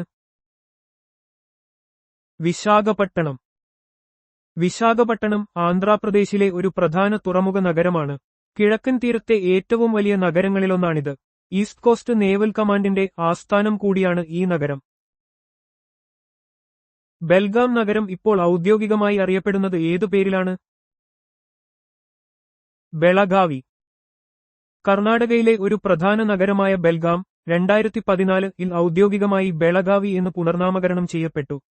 ഈ നഗരം മഹാരാഷ്ട്രയുമായി അതിർത്തി പങ്കിടുന്നതിനാൽ ഭാഷാപരമായ പ്രാധാന്യവുമുണ്ട്. മുൻപ് ഹുബ്ലി എന്നറിയപ്പെട്ടിരുന്ന നഗരത്തിന്റെ ആധുനിക ഔദ്യോഗിക പേര് എന്താണ്? ഹുബ്ബള്ളി. കർണാടകയിലെ വടക്കൻ ഭാഗത്തുള്ള ഒരു പ്രധാന വാണിജ്യ കേന്ദ്രമാണ് ഹുബ്ബള്ളി. 2014-ൽ ഹുബ്ലി എന്നത് ഹുബ്ബള്ളി എന്ന് ഔദ്യോഗികമായി മാറ്റപ്പെട്ടു. ഇത് ധാർവാഡുമായി ചേർന്ന് ഹുബ്ബള്ളി ധാർവാഡ് എന്ന ഇരട്ട നഗരമായി അറിയപ്പെടുന്നു. ഗുൽബർഗ നഗരത്തിന്റെ ഇപ്പോഴത്തെ ഔദ്യോഗിക പേര് എന്താണ്? കൽബുർഗി. കർണാടകയിലെ ഏറ്റവും വലിയ നഗരങ്ങളിലൊന്നാണ് കൽബുർഗി. 2014-ൽ ഗുൽബർഗ എന്ന പേര് കൽബുർഗി എന്ന് പുനർനാമകരണം ചെയ്തു. ബഹ്മനി സുൽത്താനേറ്റിന്റെ ആദ്യ തലസ്ഥാനമായിരുന്നു ഈ നഗരം. ബയോളജിക്കൽ ഓക്സിജൻ ഡിമാൻഡ് ബോർഡ് പരിശോധന ഏത് ആവശ്യത്തിനാണ് നടത്തുന്നത്? ജലമലിനീകരണം അളക്കുന്നതിന്. ജലമലിനീകരണം അളക്കുന്നതിനുള്ള ഒരു പ്രധാന പരിശോധനയാണ് biological oxygen demand board test. ഒരു നിശ്ചിത സമയപരിധിക്കുള്ളിൽ ജലത്തിലെ ജൈവവസ്തുക്കളെ വിഘടിപ്പിക്കാൻ സൂക്ഷ്മാണുക്കൾക്ക് ആവശ്യമായ ഓക്സിജന്റെ അളവാണ് ബോർഡ് സൂചിപ്പിക്കുന്നത്.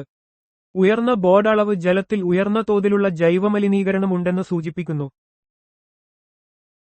നദികളിലെ ജലമലിനീകരണം പ്രാഥമികമായി എങ്ങനെയാണ് അളക്കുന്നത്? ലയിച്ച ഓക്സിജന്റെ അളവ് വഴി. നദികളിലെയും മറ്റ് ജലാശയങ്ങളിലെയും ജലമലിനീകരണം അളക്കുന്നതിനുള്ള ഒരു പ്രധാന സൂചകമാണ് ലയിച്ച ഓക്സിജന്റെ ഡിസോൾവ്ഡ് ഓക്സിജൻ ഡു അളവ്. ജലത്തിൽ ലയിച്ചിരിക്കുന്ന ഓക്സിജന്റെ അളവ് കുറയുന്നത് ജലജീവികൾക്ക് ദോഷകരമാണ്. വ്യാവസായിക മാലിന്യങ്ങൾ, അമിത പോഷകങ്ങൾ തുടങ്ങിയവ ഡു അളവ് കുറയ്ക്കാൻ കാരണമാകുന്നു. മണ്ണ് മലിനീകരണമെന്നാൽ എന്ത്? മണ്ണിന്റെ ഭൗതികമോ രാസപരമോ ജൈവപരമോ ആയ ഗുണങ്ങളിൽ മനുഷ്യരെയും മറ്റു ജീവജാലങ്ങളെയും പ്രതികൂലമായി ബാധിക്കുകയോ മണ്ണിന്റെ സ്വാഭാവിക ഗുണനിലവാരം നശിപ്പിക്കുകയോ ചെയ്യുന്ന ഏതൊരു അഭികാമ്യമല്ലാത്ത മാറ്റത്തെയും മണ്ണ് മലിനീകരണമായി നിർവചിക്കുന്നു. മണ്ണിന്റെ സ്വാഭാവിക ഗുണങ്ങളെ പ്രതികൂലമായി ബാധിക്കുന്ന ഭൗതിക, രാസ, ജൈവ മാറ്റങ്ങളാണ് മണ്ണ് മലിനീകരണം. കീടനാശിനികൾ, രാസവളങ്ങൾ, വ്യാവസായിക മാലിന്യങ്ങൾ, പ്ലാസ്റ്റിക് മാലിന്യങ്ങൾ തുടങ്ങിയവ മണ്ണ് മലിനീകരണത്തിന് കാരണമാകുന്നു. ഇത് മണ്ണിന്റെ ഫലഭൂയിഷ്ഠത കുറയ്ക്കുകയും ഭക്ഷ്യസുരക്ഷയെ ബാധിക്കുകയും ചെയ്യും.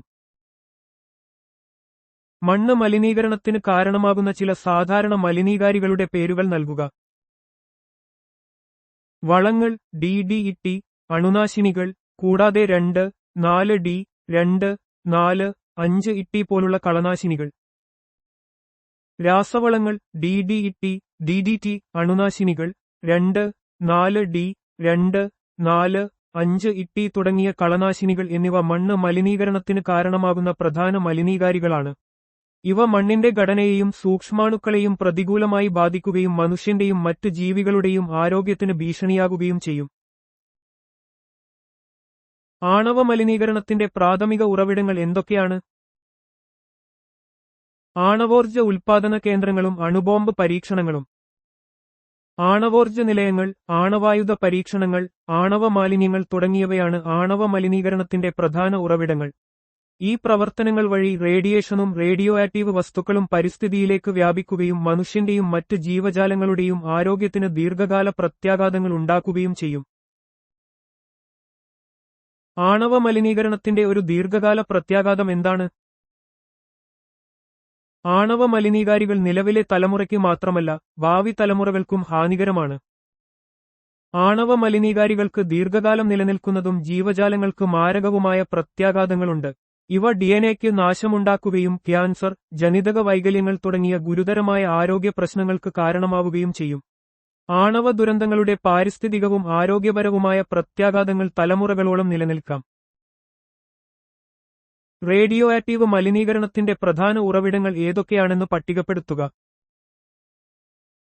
ആണവ റിയാക്ടറുകളിലെ ഇന്ധനങ്ങൾ, ആണവായുധങ്ങൾ, ആണവോർജ്ജ നിലയങ്ങളിൽ നിന്നുള്ള മാലിന്യങ്ങൾ, സൂര്യന്റെ അൾട്രാവയലറ്റ് രശ്മികൾ, ഗവേഷണങ്ങളിൽ ഉപയോഗിക്കുന്ന റേഡിയോ ആക്റ്റീവ് വസ്തുക്കൾ എന്നിവ.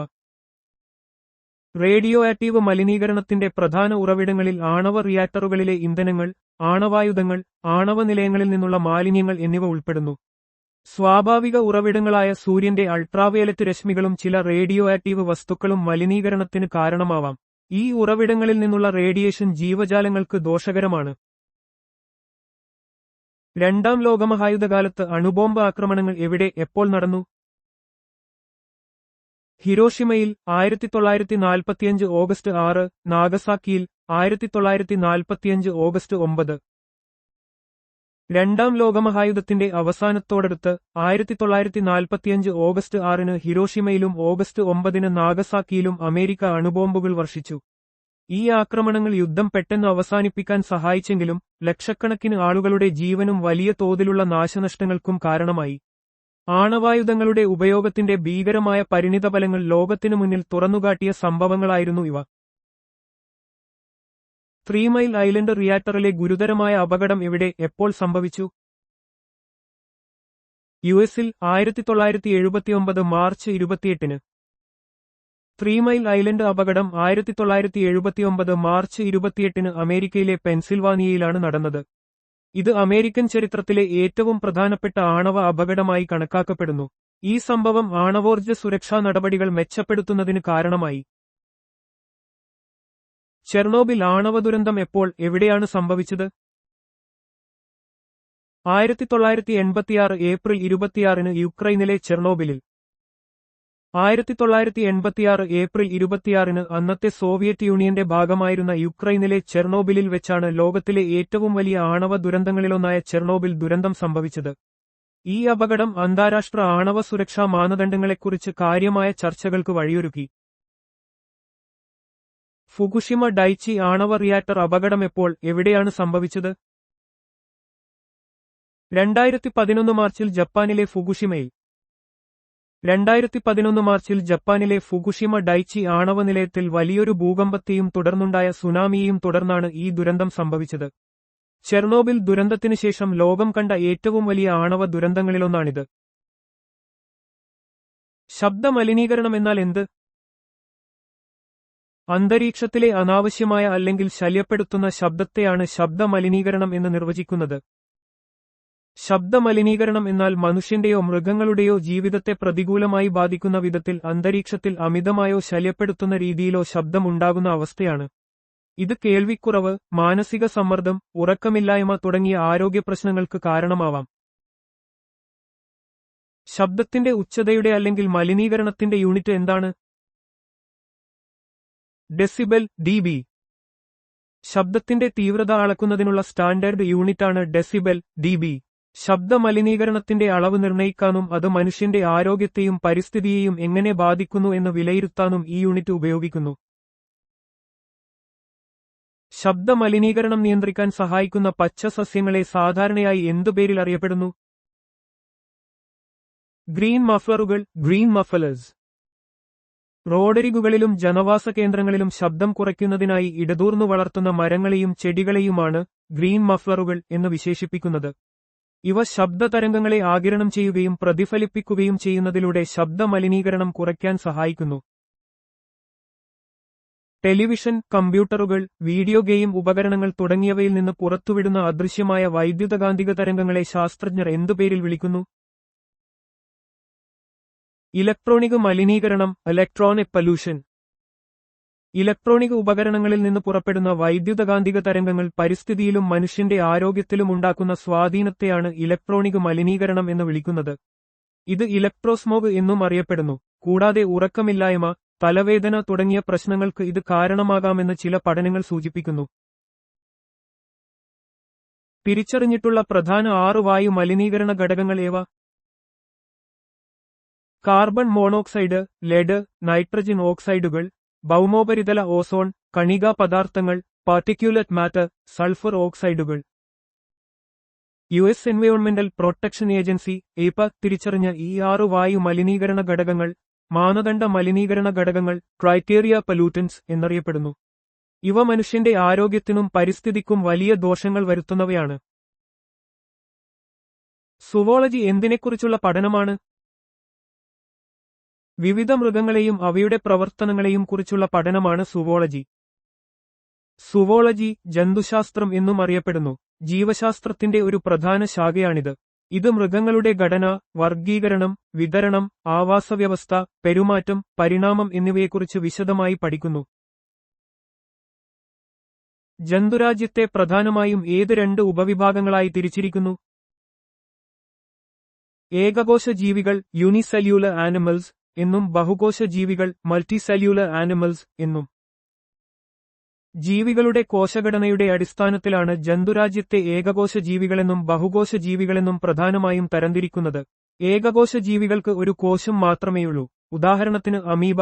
എന്നാൽ ബഹുകോശ ജീവികൾക്ക് ഒന്നിലധികം കോശങ്ങളുണ്ട്, ഉദാഹരണത്തിന് മനുഷ്യൻ. ഏകകോശ ജീവികളെ സാധാരണയായി ഏതു ഫൈലത്തിലാണ് ഉൾപ്പെടുത്തുന്നത്? Protozoa phylum. ഏകകോശ ജീവികളെ ഉൾപ്പെടുത്തുന്ന ഒരു പ്രധാന ഫൈലമാണ് പ്രോട്ടോസോവ. ഈ വിഭാഗത്തിൽപ്പെട്ട ജീവികൾക്ക് ഒരൊറ്റ കോശം മാത്രമാണുള്ളത്. അവ സ്വതന്ത്രമായി ജീവിക്കുന്നവയോ പരാദങ്ങളോ ആകാം. പരിണാമപരമായി ഇവയ്ക്ക് പ്രാധാന്യമുണ്ട്. പ്രോട്ടോസോവ ഫൈലത്തിൽപ്പെട്ട ജീവികളുടെ ശരീരഘടനയുടെ പ്രധാന സവിശേഷത എന്താണ്? അവയുടെ ശരീരം ഒരൊറ്റ കോശം കൊണ്ട് നിർമ്മിച്ചതാണ്. പ്രോട്ടോസോവ എന്ന പേര് സൂചിപ്പിക്കുന്നത് ആദ്യത്തെ മൃഗങ്ങൾ എന്നാണ്. ഇവയെല്ലാം ഏകകോശ ജീവികളാണ്. ഒരൊറ്റ കോശം കൊണ്ട് അവയുടെ എല്ലാ ജീവൽ പ്രവർത്തനങ്ങളും പ്രത്യുത്പാദനം, ഭക്ഷണം കണ്ടെത്തൽ, ചലനം നിർവഹിക്കുന്നു. പ്രോട്ടോസോവ ജീവികൾ സാധാരണയായി ഏതു മാർഗങ്ങളിലൂടെയാണ് ചലിക്കുന്നത്? കപടപാദങ്ങൾ, സ്യൂഡോപോഡിയ, ഫ്ലജെല്ല അല്ലെങ്കിൽ സീലിയ. പ്രോട്ടോസോവകൾക്ക് ചലനത്തിനായി വിവിധ ഘടനകളുണ്ട്. അമീബ പോലുള്ള ജീവികൾ സ്യൂഡോപോഡിയ, കപടപാദങ്ങൾ ഉപയോഗിക്കുമ്പോൾ യൂഗ്ലീന ഫ്ലജെല്ലയും പാരമീസിയം സീലിയയും ഉപയോഗിച്ച് ചലിക്കുന്നു. ഈ ചലനരീതികൾ അവയുടെ ആവാസവ്യവസ്ഥയിൽ അതിജീവനത്തിന് സഹായിക്കുന്നു. എൻമീബ ഹിസ്റ്റോലിറ്റിക്കയുടെ അണുബാധ മൂലമുണ്ടാകുന്ന രോഗം ഏതാണ്? അമീബിക് ഡിസെൻട്രി അല്ലെങ്കിൽ അമീബിയാസിസ്. എൻമീബ ഹിസ്റ്റോലിറ്റിക്ക മനുഷ്യരിൽ അമീബിക് ഡിസെൻട്രിക്ക് കാരണമാകുന്ന ഒരു പ്രോട്ടോസോവൻ പരാദമാണ്. മലിനമായ വെള്ളത്തിലൂടെയും ഭക്ഷണത്തിലൂടെയുമാണ് ഇത് പ്രധാനമായും പകരുന്നത്. വയറിളക്കം, വയറുവേദന, മലത്തിൽ രക്തം എന്നിവയാണ് ഇതിന്റെ പ്രധാന ലക്ഷണങ്ങൾ. പ്രോട്ടോസോവ ഫൈലത്തിൽ ഉൾപ്പെടുന്ന ചില സാധാരണ ജീവികളുടെ പേരുകൾ പറയാമോ? Amoeba, euglena, paramecium. Amoeba, pseudopodia, euglena, flagella, paramecium, cilia എന്നിവ പ്രോട്ടോസോവ വിഭാഗത്തിലെ പ്രധാന ഉദാഹരണങ്ങളാണ്. ഇവ ഓരോന്നിനും തനതായ ചലനരീതികളും ആവാസവ്യവസ്ഥകളും ഉണ്ട്. പഠനത്തിനായി ഇവ സാധാരണയായി ഉപയോഗിക്കാറുണ്ട്. ബഹുകോശ ജീവികളെ പ്രധാനമായും തിരിക്കുന്ന 9 ഫൈലങ്ങൾ ഏതൊക്കെയാണ്? Porifera, സീലൻഡറേറ്റ, പ്ലാറ്റിഹെൽമിന്തേസ്, നെമറ്റോഡ, അന്നലിഡ, Mollusca, ആർത്രോപോഡ, എക്കിനോഡർമാറ്റ്, Chordata. ബഹുകോശ ജീവികളെ അവയുടെ ശരീരഘടനയുടെയും പരിണാമപരമായ ബന്ധങ്ങളുടെയും അടിസ്ഥാനത്തിൽ ഈ 9 പ്രധാന ഫൈലങ്ങളായി തിരിച്ചിരിക്കുന്നു. ഓരോ ഫൈലത്തിനും അതിന്റേതായ സവിശേഷതകളും പ്രാധാന്യവുമുണ്ട്. പോറിഫെറ ഫൈലത്തിൽപ്പെട്ട ജീവികളുടെ പ്രധാന ആവാസവ്യവസ്ഥാ സവിശേഷത എന്താണ്?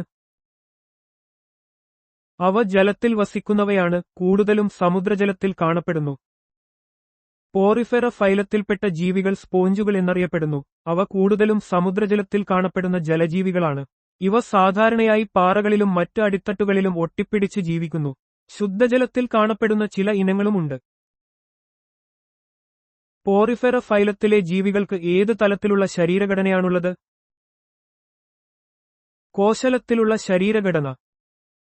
പോറിഫെറ ഫൈലത്തിലെ ജീവികൾക്ക് കോശലത്തിലുള്ള ശരീരഘടനയാണുള്ളത്. ഇതിനർത്ഥം അവയുടെ ശരീരത്തിൽ യഥാർത്ഥ ടിഷ്യൂകളോ അവയവങ്ങളോ രൂപപ്പെട്ടിട്ടില്ല എന്നതാണ്. ഓരോ കോശവും അതിന്റേതായ ധർമ്മങ്ങൾ നിർവഹിക്കുന്നു.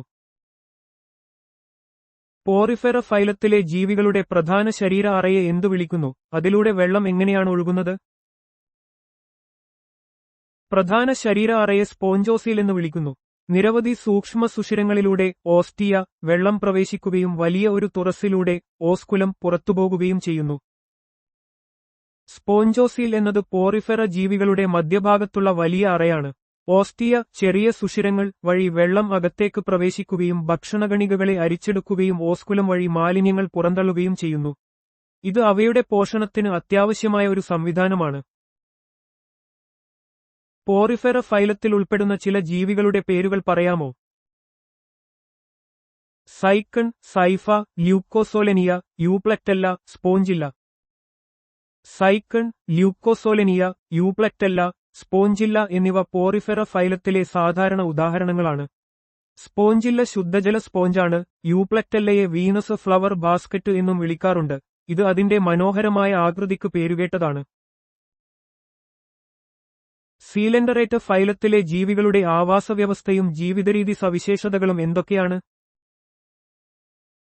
അവ ജലജീവികളാണ്, കൂടുതലും കടലിൽ കാണപ്പെടുന്നു. കൂടാതെ ഒറ്റയായോ കൂട്ടമായോ ജീവിക്കാൻ കഴിയും. സീലൻഡറേറ്റ വിഭാഗത്തിൽപ്പെട്ട ജീവികൾ സിനിഡേറിയ എന്നും അറിയപ്പെടുന്നു. പ്രധാനമായും കടൽ ജലത്തിൽ വസിക്കുന്നവയാണ്. അവയ്ക്ക് ഒറ്റക്കോ കൂട്ടമായോ ജീവിക്കാൻ സാധിക്കും. കൂടാതെ പോളിപ്പ്, മെഡൂസ എന്നീ രൂപങ്ങളിൽ നിലനിൽക്കുന്ന സവിശേഷമായ ഒരു ജീവിതചക്രവും ഇവയ്ക്കുണ്ട്. സീലൻഡറേറ്റുകളുടെ ശരീരഘടനയിലെ പ്രാഥമിക കോശപാളികളും മധ്യപാളിയും വിവരിക്കുക. രണ്ട് പ്രാഥമിക കോശപാളികൾ പുറം എപ്പിഡെർമിസും അകത്തെ ഗാസ്ട്രോഡെർമിസുമാണ്. ഇവയെ മെസോഗ്ലിയ എന്ന ജെല്ലി പോലുള്ള പാളി വേർതിരിക്കുന്നു. സീലൻഡറേറ്റുകൾക്ക് ദ്വികോശപാളികളുള്ള ശരീരഘടനയാണുള്ളത്. പുറംഭാഗത്തുള്ള എപ്പിഡെർമിസ് സംരക്ഷണത്തിനും അകത്തെ ഗാസ്ട്രോഡെർമിസ് ദഹനത്തിനും സഹായിക്കുന്നു. ഈ രണ്ട് പാളികൾക്കിടയിൽ കാണുന്ന ജെല്ലി പോലുള്ള മെസോഗ്ലിയ അവയുടെ ശരീരത്തിന് താങ്ങും വഴക്കവും നൽകുന്നു. സീലൻഡറേറ്റുകളുടെ വായയെ ചുറ്റിപ്പറ്റി കാണുന്ന ഭാഗങ്ങൾ ഏതാണ്? അവയുടെ ധർമ്മമെന്ത്? വായയെ ചുറ്റിപ്പറ്റി നൂലുപോലെയുള്ള സംവേദക ടെന്റക്കിളുകൾ കാണപ്പെടുന്നു. ഇവ ആഹാരം പിടിക്കാൻ സഹായിക്കുന്നു. സീലൻഡറേറ്റുകൾക്ക് വായയുടെ ചുറ്റുമായി ടെന്റക്കിളുകളുണ്ട്. ഈ ടെന്റക്കിളുകളിൽ നിഡോബ്ലാസ്റ്റ്, സ്റ്റിങ്ങിംഗ് സെൽസ് എന്നറിയപ്പെടുന്ന പ്രത്യേക കോശങ്ങൾ അടങ്ങിയിരിക്കുന്നു. അവ ഇരയെ തളർത്താനും പിടിക്കാനും സ്വയർശയ്ക്കും സഹായിക്കുന്നു. പ്ലാറ്റിഹെൽമിന്തസ് ഫൈലത്തിലെ മിക്ക അംഗങ്ങളുടെയും പ്രധാന ജീവിതരീതി സവിശേഷത എന്താണ്? മിക്കവയും മറ്റു മൃഗങ്ങളുടെ, പ്രധാനമായും കശേരുക്കളുടെ പരാന്നഭോജികളാണ്. ചിലത് രോഗകാരികളുമാണ്. പ്ലാറ്റിഹെൽമിന്തസ് വിഭാഗത്തിൽപ്പെട്ട വിരകൾ, പരന്ന വിരകൾ, സാധാരണയായി മറ്റ് ജീവികളുടെ ശരീരത്തിനുള്ളിൽ പരാന്നഭോജികളായി ജീവിക്കുന്നവയാണ്. ഇവ മനുഷ്യരിലും മറ്റ് കശേരുക്കളിലും പല രോഗങ്ങൾക്കും കാരണമാകാറുണ്ട്. ഉദാഹരണത്തിന് ടേപ്വേം, ഫ്ലൂക്ക് തുടങ്ങിയവ. ശരീരപാളികളെയും അറകളെയും സംബന്ധിച്ച് പ്ലാറ്റിഹെൽമിന്തസിന്റെ പ്രധാന വികസനപരവും ഘടനാപരവുമായ സവിശേഷത എന്താണ്? അവ ട്രിപ്ലോബ്ലാസ്റ്റിക് ശരീരഘടന കാണിക്കുന്നു. എന്നാൽ ശരീര അറ, സീലോം ഇല്ല. പ്ലാറ്റിഹെൽമിന്തസ് ജീവികൾക്ക് 3 ഭ്രൂണപാളികളുണ്ട്: എക്ടോഡേം, എൻഡോഡേം, മെസോഡേം. അതിനാൽ അവ ട്രിപ്ലോബ്ലാസ്റ്റിക് എന്ന് അറിയപ്പെടുന്നു. എന്നാൽ ഇവയ്ക്ക് യഥാർത്ഥ സീലോം, ശരീര അറ ഇല്ലാത്തതിനാൽ അസീലോമേറ്റ് വിഭാഗത്തിൽപ്പെടുന്നു. പ്ലാറ്റിഹെൽമിന്തസുകളിൽ ഫ്ലെയിം കോശങ്ങളുടെ ധർമ്മമെന്താണ്? പ്ലാറ്റിഹെൽമിന്തസുകളിൽ ഓസ്മോറെഗുലേഷന് ഫ്ലെയിം കോശങ്ങൾ സഹായിക്കുന്നു. ഫ്ലെയിം കോശങ്ങൾ, പ്രോട്ടോനെഫ്രീഡിയ, പ്ലാറ്റിഹെൽമിന്തസുകളുടെ വിസർജന സംവിധാനത്തിലെ പ്രധാന ഭാഗമാണ്. ശരീരത്തിലെ ജലത്തിന്റെയും ലവണങ്ങളുടെയും സന്തുലിതാവസ്ഥ നിലനിർത്തുന്നതിൽ ഓസ്മോറെഗുലേഷൻ ഇവ നിർണായക പങ്ക് വഹിക്കുന്നു. പ്ലാറ്റിഹെൽമിന്തസ് ഫൈലത്തിലെ പ്രധാന ശരീരഘടന സവിശേഷതകൾ വിവരിക്കുക. പ്ലാറ്റിഹെൽമിന്തസുകൾക്ക് ഖണ്ഡങ്ങളില്ലാത്ത, ദ്വിപാർശ്വ സമമിതിയിലുള്ള, മൃദുലമായ ശരീരവും ട്രിപ്ലോബ്ലാസ്റ്റിക് ഘടനയും 3 കോശപാളികൾ ഉണ്ട്.